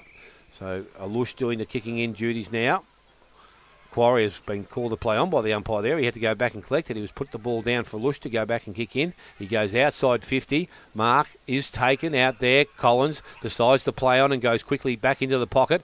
It worked out okay because he was tackled. He was slung, and it ends up in the hands of Dylan Whitney. So he's just inside 50. I don't think distance will be an issue, but again, a difficult kick for a left footer from there.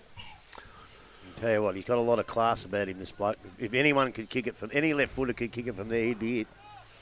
A lot of players pushing forward to the goal square. Will he go for goal or drop it in the square? No, he'll go for goal. Kicks long.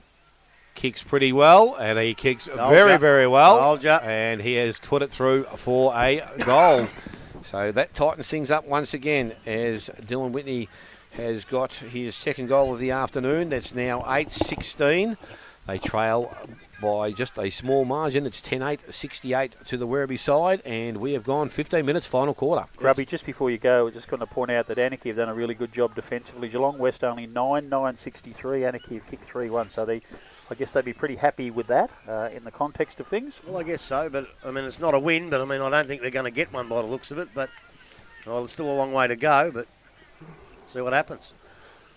Back in the middle, Carter gets a hand to it over the top now of they're Leonard. in trouble. See? Page gets the ball, kicks it long forward for Bellpost Hill. A couple of their players crash into each other and lose possession of the ball. Sable comes through. This time Basely's trying to get the ball at ground level. Hand passed out the back and Alush comes through, gets it onto his non-preferred right foot, slaps it back into the middle of the ground. Players jostling coming through as the strong-bodied Miles. He gets past a couple of tacklers to Taylor. Taylor's caught by the big ruckman, gets it across some of these kids. To Muir. Muir kicks into the forward line for Bellpost Hill. Coming through is Nick Costello. No, it wasn't Costello. Yes, it was. Very clever little effort from him. Kick across the shoulder, and that is a magnificent goal by the Dragons, Basely. And I think that's his second for the afternoon, and that makes this game particularly interesting now, Dale Smith and Grubby Cations here on 94.7 The Pulse. Yeah, look, some of these kids have got a lot to learn. Young Taylor, they're very confident, but there's a time when you get the ball and you kick it. You don't go fancy against sides like Belpost Hill who are putting pressure on you. He's given the ball up and a goal's resulted. I'd be taking him off the ground and telling him right now so it sticks in his head because he cost him a goal then. So the ball back in the middle we go. Carter over the top, goes to Collins, works his way out of the contest, got the handball out wide. He's done that pretty nicely now. And the ball through West goes back into their half-forward line, leading the race for the ball. Picking the ball up was Danielle. Oh, geez, was he taken high? Umpire said yes. Just turned his head nicely into the contest. I think they're gone. Yeah, they may be, Grub. They're just not looking that great at the present time. One spot. The important players for Belpost Hill, as we said, are getting their hands on the ball, and it goes into their forward line again. Harmer with a bit of pace, gets in there. Handball goes back to base to Barton. He delivers the ball back, but again, reading it nicely was Linehan Cunningham. Takes a mark and decides to go pretty much back to where the ball came from, out wide. Collins goes across, doesn't take the mark. There's a holding decision, and it's going to go to the Werribee side, and it's Boyd, the recipient. So Boyd now has the ball, defensive side of centre wing. He's chipped towards the half. Centre wing was a bad kick. Fasika picked the ball up, got the handball away into the hands of West. Back to Collins. Collins now delivers the ball back into their forward line, but Quarrier going back takes a mark. So Quarrier outside their defensive 50. Can transfer play if he wants to, but again, only looking straight down the line, and that's where he's gone to. Again, ball gets out the back. Who's going to win possession? Sutton was hung on to there, I thought. Had hold of the jumper. Umpire's now seen it. He will be called back. Umpire says he will be. That's so Sutton. You couldn't complain about that one. He had him the first time and he let it go, then he got him again.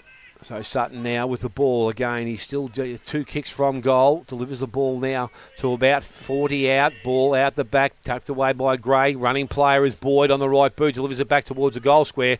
And Marr has read that nicely. Has taken the mark. That's 50. That's 50. Got players short. Goes long. Leonard doesn't take the mark. He's got a 2-on-1 situation. At the moment, the two are going to win. Basically picks the ball up. Gives it to Staggard. Staggard's handball had a bit on it. Goes to Flacavento. Now over the top of the ball. Yates.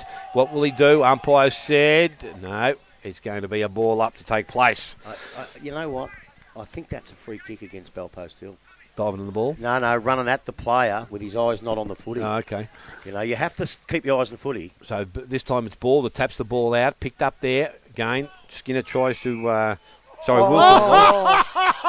Oh, you're kidding me. What did he pay there? He's paid holding the ball without any prior opportunity in the world. That's been good all day except till now. So the ball goes back into the middle of the ground. Coming across is West. Gets to his hands. Not to get the handball away. Is intercepted there. Picked up there. Crennan again on the left boot. Goes back into their forward line. Ball positioned nicely. Couldn't take the mark at ground level. Yates tried to sweep on the ball. Collins is working back and helping out. Goes to Vasika. Gets the ball out wide to Gray. He's tackled. He could be under a bit of trouble here also. Umpire said... No prior opportunity. He had the chance to give the square up, but it wasn't a free kick. It was not a free kick. I don't think it was either that time. No way. So the ball is tapped out, goes in that contest, picked up by Collins once again, delivers the ball out wide. Sutton's the only one out there. Now I hope it doesn't go out of bounds because it'll be interesting to see if the umpire plays deliberate. Sutton did nicely though, kept the ball in play, looked to give the handball back inside, got around Danielle, got around the second player, took a bounce and kicked the ball back inside 50. Muir sets himself out the back, Miles off the pack, Miles brings it back and he has missed as the umpire. Minor score. I wish the goal umpires would do what they're supposed to do. She just stands there. No one got any idea what's happened. 10-9-69 to the Werribee side. 9-16-70 Belpost Hill. 20 minutes gone. Final quarter. Morris Finance. Could we be back here next week? This is a ripper. This is a 1 point game we've got now. It's threatened this all afternoon, but Belpost Hill dominance in the last quarter and a half has really made this a great game. Crennan tried to jostle and does a very good job. It well too. Kept Whitney out and Sablich comes in. His neat little kick looking for ball. The ball goes up. Can't quite control the mark. Carlton rushes through for Werribee. Can't control the ball. Ball comes out of the back of the pack. De Leon's going to be back in action here, but it beats him over the boundary line. Throw it in up. Don't get sucked in. He's just kicked that off the ground. It could have gone anywhere. And as I say, AFL umpires pay that and people laugh at them. These blokes have got it down pat. A good decision. Very much so. Peters and, Carter and Daly. Daly gets it down again. Colby through is Carlton, who's had a really good second half. Crennan gets it back. Anthony now slaps the ball forward for the Werribee side, desperate to get the lead back. Over the back of the pack is Wilson, kicks it forward, but dribbled into the forward pocket, just wobbled to the left. It could be level there. And one more goal each, and the scores will be level here at Simon Oval in Werribee. Kicking the ball out now is Muir, looking for Collins, and Collins takes a very good mark. He had a great game this afternoon. He's a good player, this kid. He'll be vying for Grubby's player of the match. Yards Hotel dinner for two. Bo Collins kicks down the line, looking for Barton. Barton comes out, can't hold the mark. Coming through, trying to get away from the pack. Oh, no Pryor! No Pryor again! The umpire has deemed it to be. I don't know. I tell you what, holding the I just don't think he had the Pryor opportunity. I really don't. And Yates for Werribee, the big left footer, drives it to true centre half forward to be looking for Sutton. The young fella's up, ball comes over the back of the pack and spoils his teammate. Not 15, That's no. definitely not 15. The umpire said play on. Collins rips it out of the hands of his teammate. Hand passes across to Sablich. teammate says Sable, but Sablich gets the ball, drags it over the boundary line. Yet another bit of work for the boundary umpire. We're all tied up 70 apiece, 22 and a half minutes into the Morris Finance final This quarter is unbelievable. Tony Dozen's just had 3 heart attacks. You're not surprised. Carter over the back. Leonard runs onto it. Hand passes forward. Coming onto the ball is Whitney. Oh, Whitney goes round. He's run 20 metres, Whitney. Hand passes it to Baseley. Baseley kicks long into the forward line. The very experienced Nick Costello's got a break on his teammate. His opponent, sorry. A neat little kick into the forward line. All he had to do was score. But, all he had to do was score there. Straight to a Werribee defender, and he's going to be granted the mark. There's times when you should not be unselfish. There's times when you've got to be selfish, and that was the time. Invalid just about up by about 6 goals at the moment, too. Sam Brown takes the mark, gets it out to the half-back flank. Prismal gets it, wheels around on the left foot, takes a bounce, kicks the ball long down the middle of the ground looking for Sutton. Sulix is his opponent. They've done a very good job. The back of the pack, Bo Collins is dragged just as he kicks the ball, hacks it out towards the half-back flank. Coming onto the is Boyd for the Werribee side, picks it up. He's got a little bit of time and a neat kick down the line. Finds Carlton right underneath the scoreboard, showing the scores at dead level over the back of the pack. Great mark. But a great mark indeed. He's never left the footy. Gray of the Bellpost Hill side, relieving a pressure. We're 23, nearly 24 minutes into the last quarter. Scores dead level out onto the wing. Punched away from... No, Picardo's been paid the mark. He'll take the mark against his opponent Daly. Beautiful, long, raking kick down the line. Looking for a teammate there over the back of the pack. Boyd gets it. His hand pass is intercepted. Wobbles over the boundary line. Another throw in. Just gone past 24 minutes. A lot of players looking for some petrol tickets here, I can tell you. Oh, yeah. First is. game back after a spell. The 3-week break is really taxing some of the boys now. It's been a great game to watch. Really impressed. Good decision of you two to come here. Well done. We've got the close one. Barton gets it down with a double fister in front of his teammate. He's immediately dragged to the ground, and we'll have another ball up. Slightly forward Bellpost Hill side of the centre. Carter whacks it forward a long way, getting over the back of the pack. Their teammate kicks it forward. It's Miller looking for Costello. Punched away from him by Brown. Over the boundary line, we'll have a throw in. About 20 metres around from the point post. Bellpost in attack. Scores a dead level, 70 each, 25 minutes gone. So the ball will be thrown back in the forward pocket, only 10 metres around from behind post. So just smash it through somehow. That's what they've got to do. Yeah, they need to score. I think the next score is probably going to be fairly good to either side. Barton doing the ruck work, fends off, ball comes out the back into the hands of Yates, kicks round the body, goes back towards the goal square. Costello first to recover, wants to get back on his right boot, goes around the body, brings it back. All too far. He's missed everything again. Just inside the field of play, so another chance for the Bellpost Hill side and some defending to be done by the Werribee side. So it's very interesting circumstances. This is where you need your good players around the ball. So Collins was pushed down there. Ball thrown back in. Barton contest, sweeps it back inside. Again, good strong tackle and prior opportunity umpire to ball it up. Grubby's trying to be very impartial, but his old Centurion heart is beating through his chest. So the ball, it's not actually. Now there's a free kick that's been given, and it's going to go to Daly. He was taken in the contest without the ball.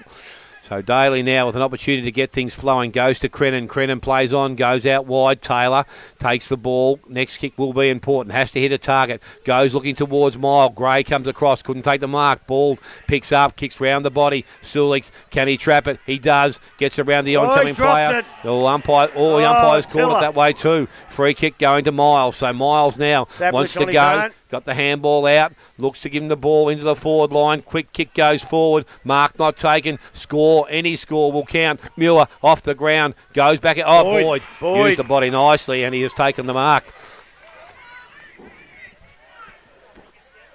So Boyd now to kick for goal and the siren sound. So any score wins the game. Oh, no! Any score wins the game. This is where you know it's your ruckman standing on the mark. This is where your ruckman went in the goal square. So Boyd now with the ball. Yeah, the umpire's just gone to Boyd and said, if you run around, it's play on and game over. That's what he's just told him. What's the kid? He got the distance, hasn't he, Boyd? You would think so. So Boyd now to line up to win the game for the Centurions. Kicks long. Any score will do, but a goal is even better. And he wins the game. He done it. Daniel Boyd. He a bit like last night on the vision, mate, wasn't it? Gary Rowan. They don't great deserve kick. this. So Belpost Hill goals, do 10. not deserve this. I would have rather him be a draw after that. 11 goals, 10. They will win by 6 points. 76. Defeat Belpost Hill 9-16. 70 goal kickers for the day, and we'll start with Boyd, who has 2 and won the game. Blake Taylor with 2, 1 each to Prismal, Wilson, Miles, Anthony and Bald, and Benny Leonard's also got 2. And for the Belpost Hill side, 2 each to Whitney, Costello, Baseley, 1 each to Marr, Page and Sable. So a great finish to this game here this afternoon. We're going to take a real short break and come back with the final score from around the ground and wrap up what's happened here this afternoon. You're listening to 94.7 The Pulse, your home of local football.